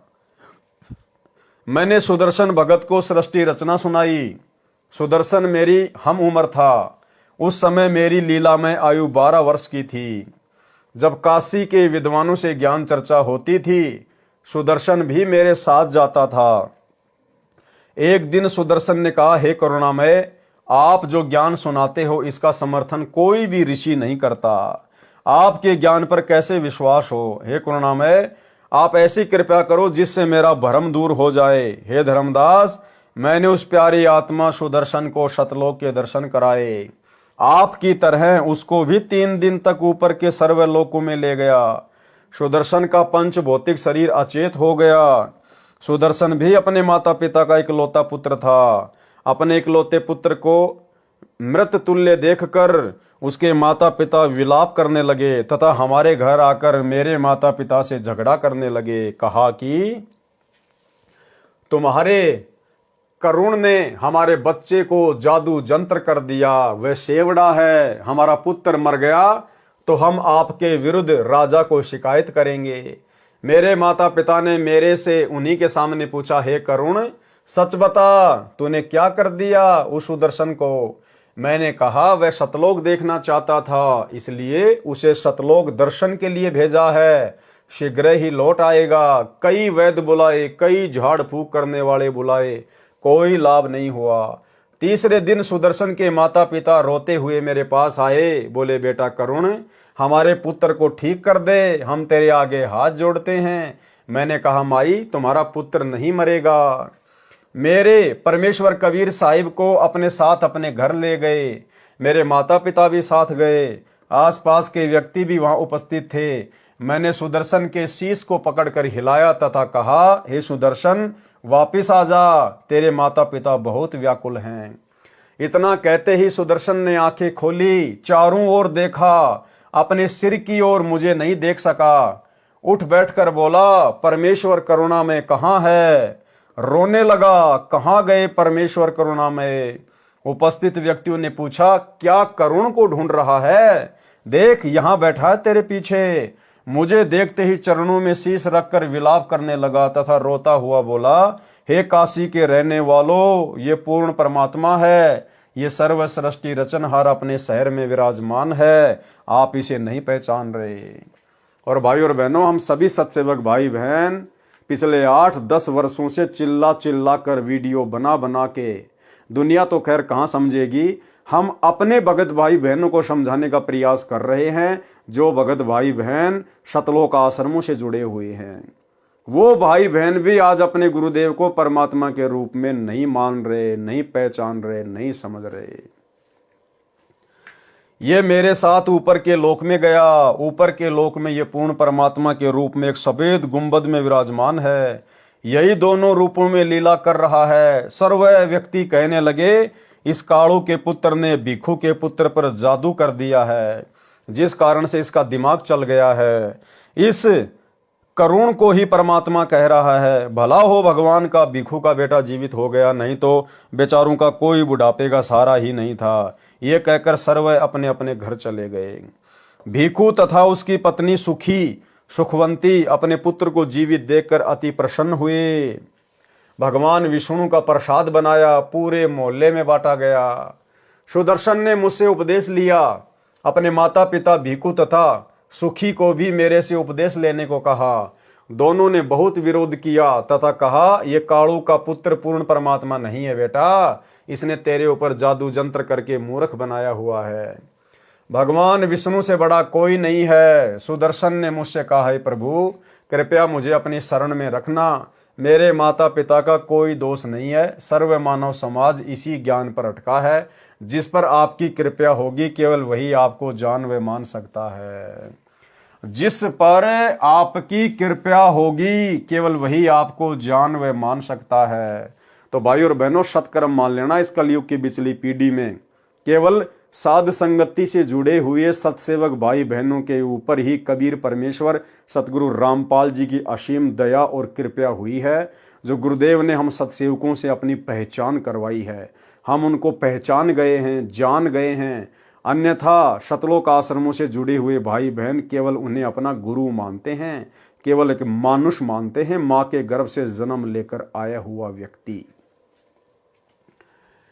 जिस पर आपकी कृपा होगी केवल वही आपको जान व मान सकता है। इस काल ब्रह्म ने तो पूरे विश्व ब्रह्मा विष्णु शिव सहित को भ्रमित किया हुआ है। हे धर्मदास, सुदर्शन भगत ने काल के जाल को समझकर सच्चे मन से मेरी भक्ति की तथा मेरा साक्षी बना कि पूर्ण परमात्मा कोई अन्य है जो ब्रह्मा विष्णु तथा शिव से भिन्न तथा अधिक शक्तिशाली है। हे धर्मदास, पांडवों की अश्वमेघ यज्ञ को जिस सुदर्शन द्वारा संपूर्ण की गई कथा आप सुनते हो, ये वही सुदर्शन वाल्मीकि मेरा शिष्य था। द्वापर युग में मैं 404 वर्ष तक करुणामय शरीर में लीला करता रहा तथा सह शरीर सतलोक चला गया। फिर धर्मदास जी ने प्रसन्न किया। धर्मदास ने प्रश्न किया, हे प्रभु, आपकी कृपया द्वापर युग में और किन किन पुण्यात्माओं पर हुई? उत्तर दिया गुरुदेव भगवान ने। कबीर परमेश्वर कबीर देव ने कहा, द्वापर युग में एक चंद्र विजय नामक राजा की रानी इंद्रमती को पार किया तथा राजा चंद्र विजय पर भी कृपा की। परमेश्वर कबीर जी द्वारा बताई रानी इंद्रमती को पार करने वाली कथा लेखक संत रामपाल दास जी महाराज के शब्दों में। द्वापर युग में इंद्रमती को शरण में लेना। द्वापर युग में चंद्र विजय नाम का एक राजा था। उसकी पत्नी इंद्रमती बहुत ही धार्मिक प्रवृत्ति की औरत थी। संत महात्माओं का बहुत आदर किया करती थी। उसने एक गुरुदेव भी बना रखा था। उनके गुरुदेव ने बताया था कि बेटी, साधु संतों की सेवा करनी चाहिए, संतों को भोजन खिलाने से बहुत लाभ होता है। एकादशी का व्रत, मंत्र के जाप आदि साधनाएं जो गुरुदेव ने बताई थी, उस भगवत भक्ति में रानी बहुत दृढ़ता से लगी हुई थी। गुरुदेव ने बताया था कि संतों को भोजन खिलाया करेगी तो तू आगे भी रानी बन जाएगी और तुझे स्वर्ग प्राप्ति होगी। रानी ने सोचा कि प्रतिदिन एक संत को भोजन अवश्य खिलाया करूंगी। उसने यह प्रतिज्ञा मन में ठान ली कि मैं खाना बाद में खाया करूंगी, पहले संत को खिलाया करूंगी। इससे मुझे याद बनी रहेगी, कहीं मुझे भूल ना पड़ जाए। रानी प्रतिदिन पहले एक संत को भोजन खिलाती, फिर स्वयं खाती। वर्षों तक ये क्रम चलता रहा। एक समय हरिद्वार में कुंभ के मेले का संयोग हुआ। जितने भी त्रिगुण माया के उपासक संत थे, यानी ब्रह्मा विष्णु महेश के जितने भी उपासक संत थे, सभी गंगा में स्नान के लिए पर भी लेने के लिए प्रस्थान कर गए। इस कारण से कई दिन रानी को भोजन कराने के लिए कोई संत नहीं मिला। रानी इंद्रमती ने स्वयं भी भोजन नहीं किया। चौथे दिन अपनी बांदी से कहा कि बांदी, देख ले कोई संत मिल जाए तो, नहीं तो आज तेरी मालकिन जीवित नहीं रहेगी। चाहे मेरे प्राण निकल जाएं, परंतु मैं खाना नहीं खाऊंगी। वह दीन दयाल कबीर परमेश्वर अपने पूर्व वाले भगत को शरण में लेने के लिए न जाने क्या कारण बना देता है। बांदे ने ऊपर अटारी पर चढ़कर देखा कि सामने से एक सफेद कपड़े पहने एक संत आ रहा था।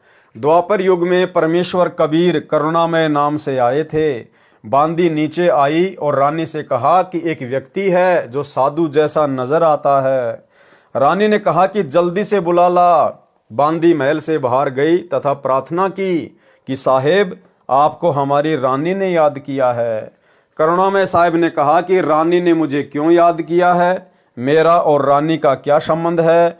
नौकरानी ने सारी बात बताई।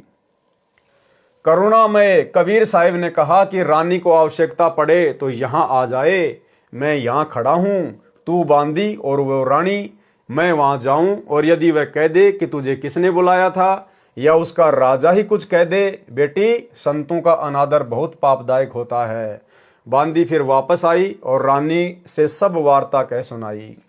तब रानी ने कहा कि बांदी मेरा हाथ पकड़ और चल।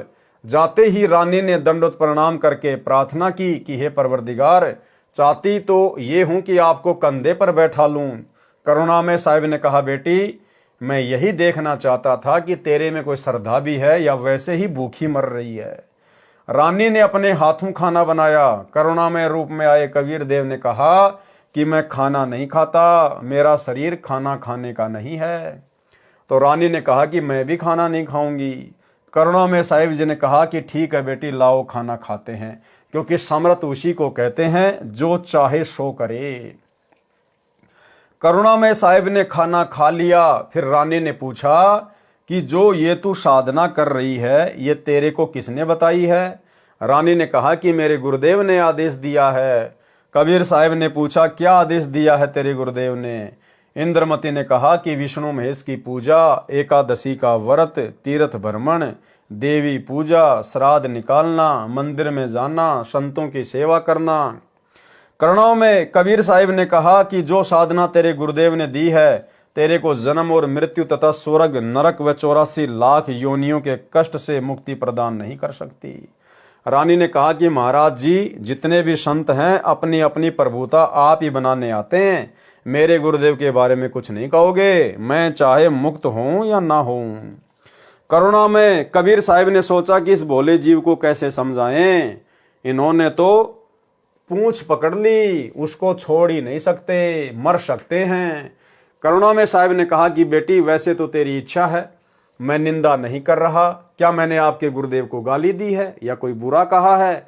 मैं तो भक्ति मार्ग बता रहा हूं कि ये भक्ति शास्त्र विरुद्ध है, तुझे पार नहीं होने देगी और नहीं तेरा कोई आने वाला कर्म दंड कटेगा। और सुन ले, आज से तीसरे दिन तेरी मृत्यु हो जाएगी।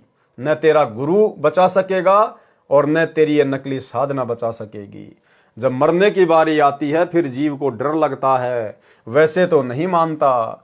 रानी ने सोचा कि संत झूठ नहीं बोलते, कहीं ऐसा ना हो कि मैं तीसरे दिन ही मर जाऊं। इस डर से करुणामय साहिब से पूछा कि साहिब क्या मेरी जान बच सकती है? कबीर साहिब करुणामय ने कहा कि बच सकती है, अगर तू मेरे से उपदेश लेगी, मेरी शिष्या बनेगी, पिछली पूजाएं त्यागेगी, तब तेरी जान बचेगी। इंद्रमती ने कहा, मैंने सुना है कि गुरुदेव नहीं बदलना चाहिए, पाप लगता है। कबीर साहिब करुणामय ने कहा कि नहीं पुत्री, ये भी तेरा भ्रम है। एक डॉक्टर से औषधि न लगे तो क्या दूसरे से नहीं लेते?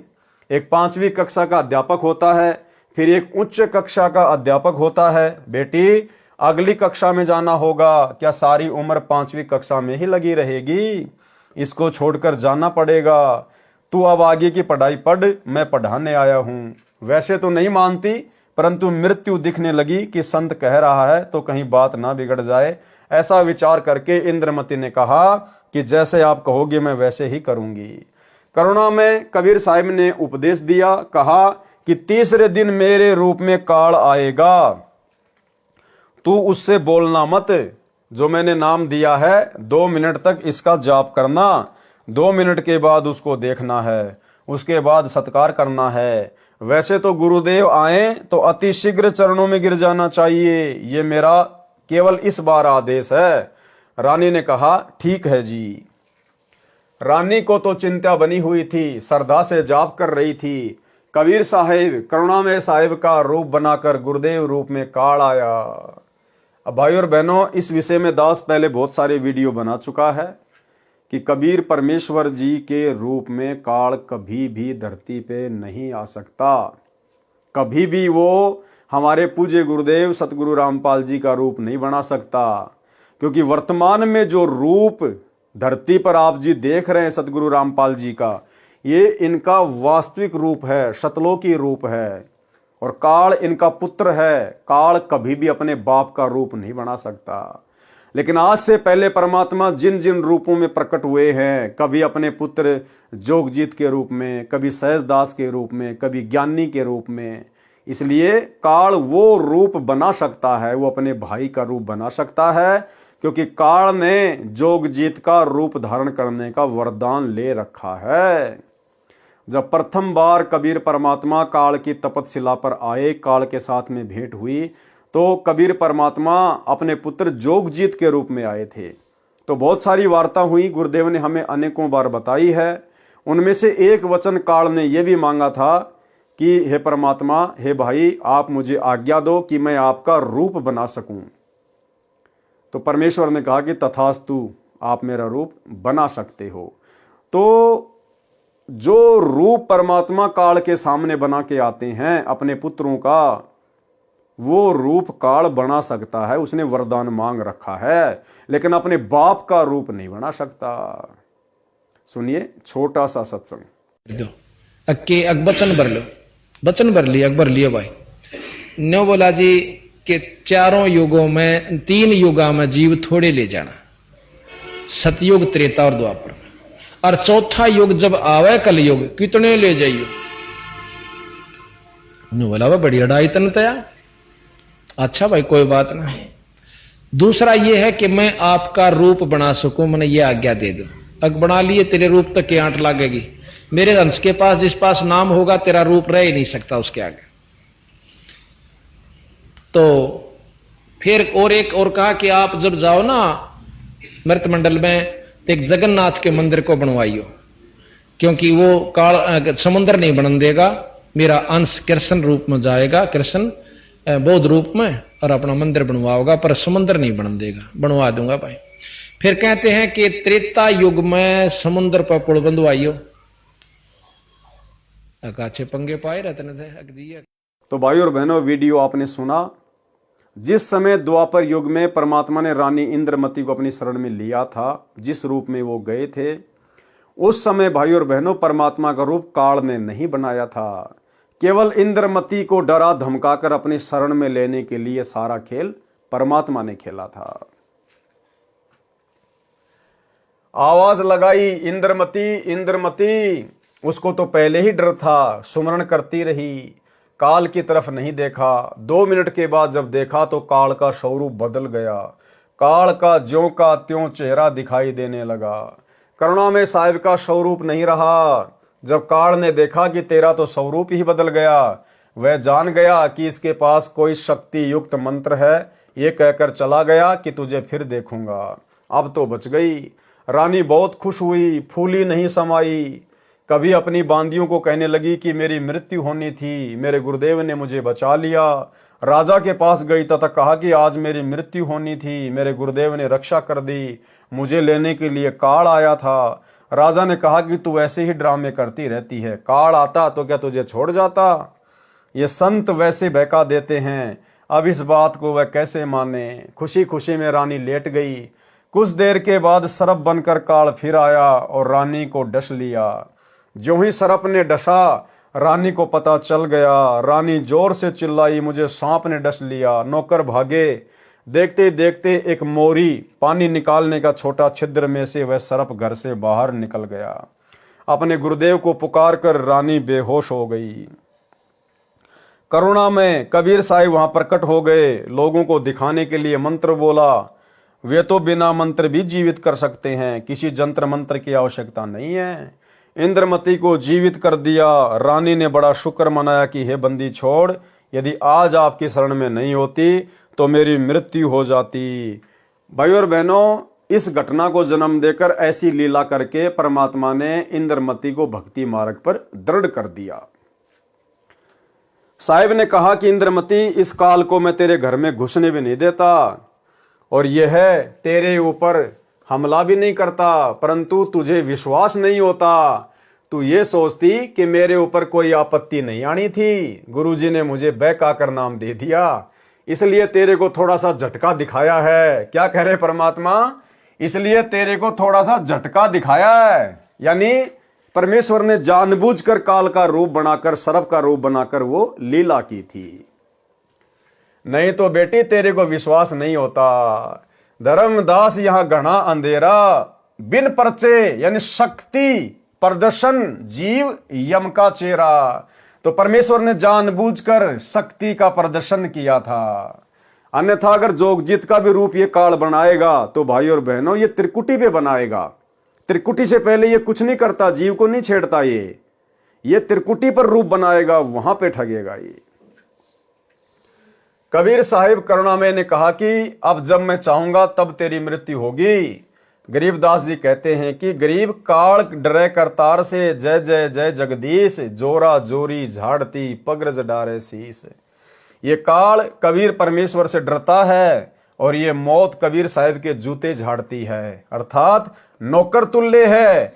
फिर उस धूल को अपने सिर पर लगाती है कि आप जिसको मारने का आदेश दोगे उसके पास जाऊंगी, नहीं मैं नहीं जाऊंगी। अब बताओ ये मौत कितनी डरती है और ये काल कितना डरता है परमात्मा से, फिर भला ये परमात्मा का रूप कैसे बना लेगा। इसलिए वर्तमान में सतगुरु रामपाल जी अपने वास्तविक सतलोकी रूप में हैं और इनका रूप भाई ये काल ना तो यहां बना सकता ना त्रिकुटी पे बना सकता। गरीब काल जो पीसना जोरा है पणिहार, ये दो असल मजूर हैं मेरे साहिब के दरबार। ये काल जो यहाँ का 21 ब्रह्मांड का भगवान ब्रह्म है, जो ब्रह्मा विष्णु महेश का पिता है, ये तो मेरे कबीर साहिब का आटा पीसता है। अब बताओ भगवान का आटा पीसने वाला कैसे भगवान का रूप बना लेगा। अर्थात पक्का नौकर है और जोरा यानी मौत मेरे कबीर साहिब का पानी भरती है, अर्थात एक विशेष नौकरानी है। ये दो असल मजूर मेरे साहिब के दरबार में हैं। कुछ दिनों के बाद करुणामय कबीर साहिब फिर आए, रानी इंद्रमती को शतनाम प्रदान किया। फिर कुछ समय के उपरांत करुणामय साहिब ने रानी इंद्रमती की अति श्रद्धा देखकर सारनाम दिया, परम पद की उपलब्धि करवाई। परमेश्वर करुणामय रूप से रानी के घर दर्शन देने जाते रहते थे तो इंद्रमती प्रार्थना किया करती थी कि मेरे पति राजा को समझाओ मालिक, ये भी मान जाए आपके चरणों में आ जाए तो मेरा जीवन सफल हो जाएगा। अब ये भी जीव की कमजोरी होती है कि मेरा पति भी आपके चरणों में आ जाए तो मेरा जीवन सफल हो जाए, ये भी जीव की एक कमजोरी होती है। चंद्र विजय से कबीर साहिब ने प्रार्थना की कि चंद्र विजय आप भी नाम लो, ये 2 दिन का राज और ठाट है, फिर 84 लाख योनियों में प्राणी चला जाएगा। चंद्र विजय ने कहा कि भगवान मैं तो नाम लूं नहीं और आपकी शिष्या को मना करूं नहीं, चाहे सारे खजाने को ही दान करो, चाहे किसी प्रकार का सत्संग करवाओ, मैं मना नहीं करूंगा। कबीर साहिब करुणामय ने पूछा आप नाम क्यों नहीं लोगे। चंद्र विजय राजा ने कहा कि मैंने तो बड़े बड़े राजाओं की पार्टियों में जाना पड़ता है। करुणामय कबीर साहिब ने कहा कि पार्टियों में जाने में नाम में क्या बाधा है, सभा में जाओ, वहां काजू खाओ, दूध पियो, शरबत जूस पी लो, शराब मत प्रयोग करो, शराब पीना महापाप है। परंतु राजा नहीं माना। रानी की प्रार्थना पर करुणामय कबीर साहिब ने राजा को फिर समझाया कि नाम के बिना ये जीवन ऐसे ही व्यर्थ हो जाएगा, आप नाम ले लो। अब देखो भाई और बहनों, यहां पर एक पॉइंट है जो हम सब ने समझना है। करुणा में कबीर साहिब ने कहा कि पार्टियों में जाने में नाम को क्या बाधा करेगा, यानी आप पार्टियों में जाते हो जाओ, उसे नाम पे क्या दिक्कत आएगी। सभा में जाओ, वहां काजू खाओ, दूध पियो, शरबत जूस पियो, शराब मत पियो। तो कहीं कोई भाई ये सोच ले कि भाई हम भी पार्टियों में जा सकते हैं, हमने केवल वहां पर भंडारा तो नहीं खाना, जूस वास पी लेंगे, सादा भोजन कर लेंगे, बकवाद नहीं करेंगे। लेकिन भाई और बहनों, वर्तमान समय में ये बकवाद भी नहीं चलेगी। आप कहीं भी जॉब करते हैं, आपके बॉस के लड़के का जन्मदिन है, तो आप इस बात को आधार बना के कहीं पार्टी में चले जाओ कि भाई गुरुजी ने कह रखा है कबीर सागर के सरलार्थ में कि पार्टी में जाने से थोड़ी नाम खंड होता है। भाई और बहनों, वर्तमान में खंड होगा, वर्तमान में मर्यादा टूटेगी। वर्तमान में हमने ऐसी किसी पार्टी में नहीं जाना है ये सोचकर कि वहां पर सादा खाना खा लूंगा और कोई बकवाद नहीं करूंगा। ये वर्तमान में बिल्कुल भी नहीं चलेगा। वर्तमान में यदि आप किसी जन्मदिन की पार्टी में जाओगे या अन्य किसी फंक्शन में जाओगे तो उस भीड़ में भीड़ करने के कारण आपका समर्थन हो गया, आपका सहयोग हो गया। उस पार्टी में जाने मात्र से आपका सहयोग माना जाएगा और तुरंत आपकी मर्यादा खंडित होगी। अगर ज्ञान समझ में आ गया, भगवान समझ में आ गया, तो ऐसी बकवादों की तरफ तो हमने मुंह करके भी नहीं सोना, मुंह करके भी। हाँ, यदि आपके घर में ही यदि कोई जन्मदिन पार्टी मना रहा है, परमात्मा के ज्ञान को नहीं मानता है, तो घर छोड़ के तो हम जाएंगे नहीं। हमने उस दिन उनकी किसी भी फालतू की पूजा पाठ में, बकवादों में सहयोग नहीं करना। बाकी घर आए को खाना खिला सकते हैं, हम सेवा हम कर सकते हैं, लेकिन फालतू की पूजा पाठ या बकवाद में हमने कोई सहयोग नहीं करना है। रानी की प्रार्थना पर करुणा में कबीर साहब ने राजा को फिर समझाया कि नाम के बिना यह जीवन ऐसे ही व्यर्थ हो जाएगा, आप नाम ले लो। राजा ने फिर कहा कि गुरुजी, मुझे नाम के लिए मत कहना, आपकी शिष्या को मैं मना नहीं करूंगा, चाहे कितना ही दान करे, कितना ही सत्संग करवाए। साहिब ने कहा कि बेटी, इस 2 दिन के झूठे सुख को देखकर इसकी बुद्धि भ्रष्ट हो चुकी है, तू प्रभु के चरणों में लगी रहे, अपना आत्म कल्याण करवा। मृत्यु के उपरांत कोई किसी का पति नहीं, कोई किसी की पत्नी नहीं, 2 दिन का संबंध है, अपना कर्म बना बेटी। जब इंद्रमती 80 वर्ष की बूढ़ी हुई, कहां 40 साल की उम्र में मर जाना था। जब शरीर भी हिलने लगा, तब करुणा में कबीर साहिब बोले, अब बोल इंद्रमती, क्या चाहती है? चलना चाहती है सतलोक? इंद्रमती ने कहा कि प्रभु तैयार हूं, बिल्कुल तैयार हूं दाता। करुणा में साहिब ने कहा कि तेरे पोते या पोती या किसी अन्य सदस्य में कोई ममता तो नहीं है? रानी ने कहा, बिल्कुल नहीं साहेब, आपने ज्ञान ही ऐसा निर्मल दे दिया, इस गंदे लोक की क्या इच्छा करूं। कबीर साहिब करुणा में जी ने कहा कि चल बेटी। रानी प्राण त्याग गई। भाई और बहनों, आने वाले समय में इस सत भक्ति के प्रभाव से, मर्यादा में रहकर आजीवन भक्ति करने के प्रभाव से, आने वाले समय में आप और हम भगत भाई बहनों के भी इसी प्रकार से शरीर छूटेंगे। ना कोई बीमारी से, ना कोई रोग से, ना एक्सीडेंट से, ना लड़ाई झगड़े से। बिल्कुल जैसे पका हुआ आम जरा सी हवा लगते ही तुरंत टूट के नीचे गिर जाता है, इस प्रकार से भगत का शरीर छूटता है। लेकिन दुर्भाग्य, वर्तमान में सतलोक आश्रमों से जुड़े हुए भगत भाई बहनों की किस प्रकार से एक्सीडेंट में, लड़ाई झगड़ों में, फांसी खा खा के, कोरोना में, बीमारियों से अकाल मृत्यु हो रही है। आश्रमों में सेवा करते करते भगत लोग ट्रैक्टर के नीचे दब दब के मर रहे हैं, पानी के टैंकर में मर रहे हैं आश्रमों में। और फिर भी पीला पर्चा निकाल के भगत समाज को गुमराह कर दिया जाता है कि गुरुजी का आदेश आ गया, वो तो मेरा सैनिक था, वो तो सतलोक गया। जबकि परमात्मा क्या कह रहे हैं? ये मौत परमात्मा के हुक्म से चलती है कि हे परमेश्वर, आप जिसके पास जाने को कहोगे उसी के पास जाऊंगी, अन्यथा आपके भगत को हाथ भी नहीं लगाऊंगी। और भाई और बहनों, अगर भक्तों की मौत भी इसी प्रकार से भक्तिहीन जगत वाले लोगों की तरह एक्सीडेंट में या अन्य किसी बीमारी से तड़प तड़प के होगी, फिर एक भक्ति करने वाले भगत में और बकवाद करने वाले जगत के व्यक्ति में भला क्या अंतर हो गया? अगर जगत वालों की तरह ही भगत को मरना है तो एक छोटा सा सत्संग जिसमें गुरुदेव यही समझा रहे हैं कि मेरे भक्तों की मौत जगत वालों की तरह नहीं होगी। सुनिए सत्संग। परमात्मा कहते हैं, भाई कहाँ जन्मे कहाँ पाले पोसे, और खूब लड़ाए लाडे, ना बेरा इस देह के कहाँ खंडेंगे हाडे, ना जर बेरा कित मारेगा काल। कबीर कहाँ गर्बियो ये काल गह करके से, ना बेरा कित मारेगा यो के घर के परदेश। कहते हैं के फूला फिर से छोटे से नकली सुख मान रहा तू, और काल जो है तेरे बाल पकड़ेगा। काल गह कर केश, कर माने हाथ, केस माने बाल, और ना बेरा कित मारेगा के घर के प्रदेश। अब आपने उस आंध्र प्रदेश के मुख्यमंत्री की स्थिति देखी, न कह रहे किसी जगह मारेगा काल की तो पानी पैनी अभी ना पावे, वहां पटका ठाक है 3 दिन मत नो बेरा पट्टा उपड़िया कहाँ पर है। तो पुण्यात्माओं, बात ये नहीं कि वो मर गए इस तरीके से, लेकिन जो थोड़े से जिनको हम बड़े व्यक्ति मानते हैं उनकी दुर्गति होती दिखे ना, जब ये मन पापी ठीक ठिकाना आ जाता है। आम आदमी तो रोजमर्रा है, उसकी तो चिंता नहीं, मानते नहीं। इसे जो जिनको हम सुप्रीम पावर माना थे, मुख्यमंत्री बिरानी के पहाड़ मानते थे हम बिना ज्ञान में, और उसकी के दुर्गति हुई। कहते हैं जो भक्ति नहीं करता उनके ये बिरान माटी होंगी, और जो परमात्मा का नाम लेता है उनके साथ ऐसा नहीं होगा, ये गारंटीड बात है। अगर इतना भी अंतर नहीं है फिर भगवान की आवश्यकता ही समाप्त हो जाती है।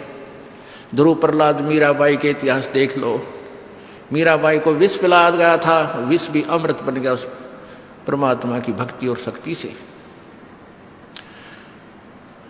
इसलिए पुण्यात्माओं, आपको जो ये क्रिया कर रहे हैं आपका घनी काम आओगी।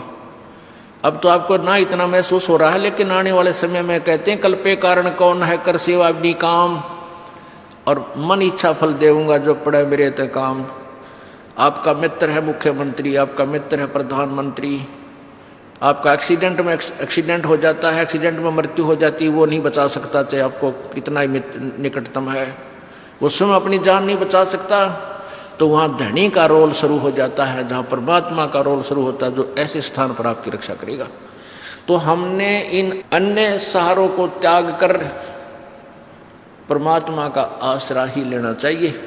तो भाई और बहनों, आप और हमने तो गुरुदेव की मर्यादा में रह के भक्ति करके, और हमने तो सहज मृत्यु को प्राप्त होना है, सहज मृत्यु को। और ये पहचान है, जब तक भगत सहज मृत्यु को प्राप्त नहीं होगा वो कभी भी सतलोक नहीं जा सकता।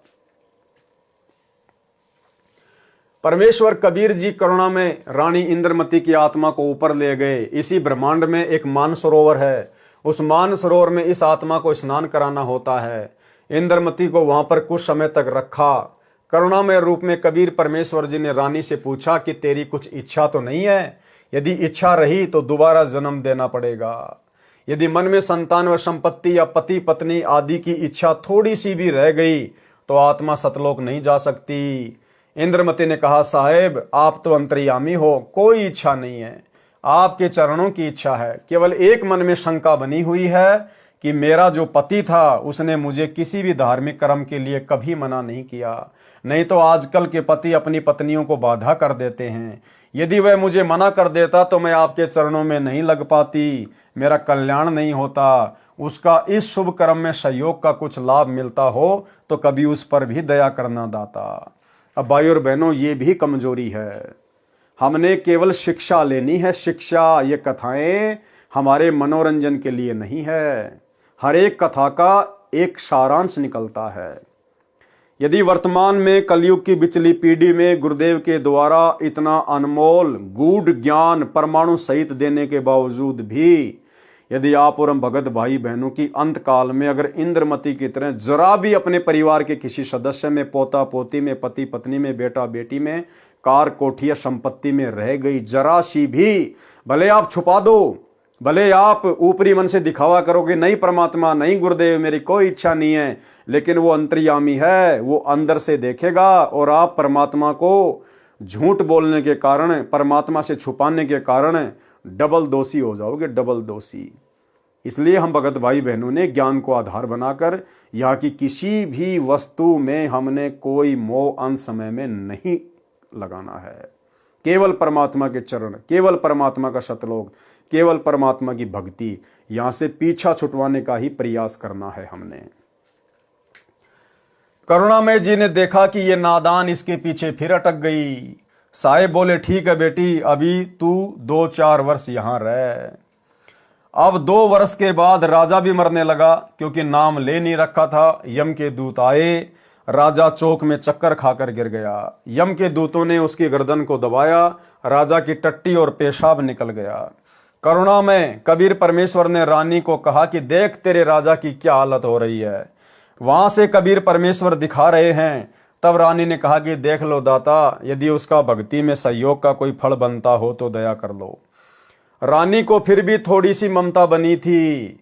परमेश्वर कबीर करुणामय ने सोचा कि यह फिर कालजाल में फंसेगी। ये सोचकर मानसरोवर से वहां गए जहां राजा चंद्रविजय अपने महल में अचेत पड़ा था। यमदूत उसके प्राण निकाल रहे थे। कबीर परमेश्वर जी के आते ही यमदूत ऐसे आकाश में उड़ गए जैसे मुर्दे से गिद्ध उड़ जाते हैं। चंद्रविजय होश में आ गया। सामने करुणामय रूप में परमेश्वर कबीर जी खड़े थे। केवल चंद्रविजय को दिखाई दे रहे थे, किसी अन्य को दिखाई नहीं दे रहे थे। चंद्रविजय चरणों में गिरकर याचना करने लगा, मुझे क्षमा कर दो दाता, मेरी जान बचाओ, क्योंकि उसने देखा कि तेरी जान जाने वाली है। जब इस जीव की आंख खुलती है कि अब तो बात बिगड़ गई। राजा चंद्रविजय गिड़गिड़ाता हुआ बोला, मुझे क्षमा कर दो दाता, मेरी जान बचा लो मालिक। कबीर परमेश्वर ने कहा, राजा आज भी वही बात है, उस दिन भी वही बात थी, नाम लेना होगा। राजा ने कहा, मैं नाम ले लूंगा जी, अभी ले लूंगा नाम। कबीर परमेश्वर ने नाम उपदेश दिया। तथा कहा कि अब मैं तुझे 2 वर्ष की आयु दूंगा, यदि इसमें एक श्वास भी खाली चला गया तो फिर कर्मदंड रह जाएगा। कबीर जीवन तो थोड़ा ही भला, जय सत सुमरण होय, लाख बरस का जीवना लेख धरे न कोई। शुभ कर्म में सहयोग दिया हुआ पिछला कर्म और साथ में श्रद्धा से 2 वर्ष के सुमरण से तथा तीनों नाम प्राप्त करके कबीर साहिब चंद्र विजय को भी पार कर ले गए। बोलो सतगुरुदेव की जय। फिर धर्मदास जी ने प्रश्न किया। धर्मदास जी ने कहा, हे कबीर परमेश्वर, हमारे को तो ब्राह्मणों विद्वानों ने यही बताया था कि पांडवों की अश्वमेघ यज्ञ को श्री कृष्ण भगत सुदर्शन सुपच ने सफल की थी तथा भगवान कृष्ण जी ने गीता में कहा कि अर्जुन युद्ध कर, तुझे कोई पाप नहीं लगेगा। ये सर्व योद्धा मेरे द्वारा पहले से मार दिए गए हैं, तू निमित्त मात्र बन जा। कहीं तू युद्ध में मारा गया तो स्वर्ग जाएगा, यदि तू युद्ध में मारा गया तो स्वर्ग जाएगा, यदि युद्ध में जीत गया तो पृथ्वी के राज्य का सुख भोगेगा। उत्तर दिया कबीर परमात्मा ने। कबीर परमेश्वर जी ने कहा, धर्मदास, सुदर्शन सुपथ श्री कृष्ण भगत नहीं था, वह पूर्ण ब्रह्म का उपासक था। सुन पांडवों के यज्ञ के संपूर्ण होने की कथा। कृपया निम्न पढ़े पाठक जन। परमेश्वर कबीर जी द्वारा बताया पांडव यज्ञ का प्रकरण, जो धर्मदास जी ने सप्तम वेद के पद्य भाग में लिखा है लेखक के शब्दों में। पांडवों की यज्ञ में सुपच सुदर्शन द्वारा शंख बजाना। अब भाइयों और बहनों, आज के वीडियो में हम केवल इतना ही लेंगे। कल रात्रि 8 बजे हम इस कथा को पांडवों के अश्वमेघ यज्ञ में सुपच सुदर्शन के रूप में, यानी अपने भगत के रूप में कबीर परमात्मा के द्वारा जाकर उनकी यज्ञ को सफल करना, इस प्रकरण को हम कल रात्रि 8 बजे लेंगे। तो आज के वीडियो में केवल इतना ही। कल रात्रि सभी भाई बहन फिर से लाइव जुड़िए। तब तक गुरुदेव भगवान हम सबको आज्ञा दें, इजाजत दें, आशीर्वाद दें। बंदी छोड़ सतगुरु रामपाल जी भगवान की जय हो।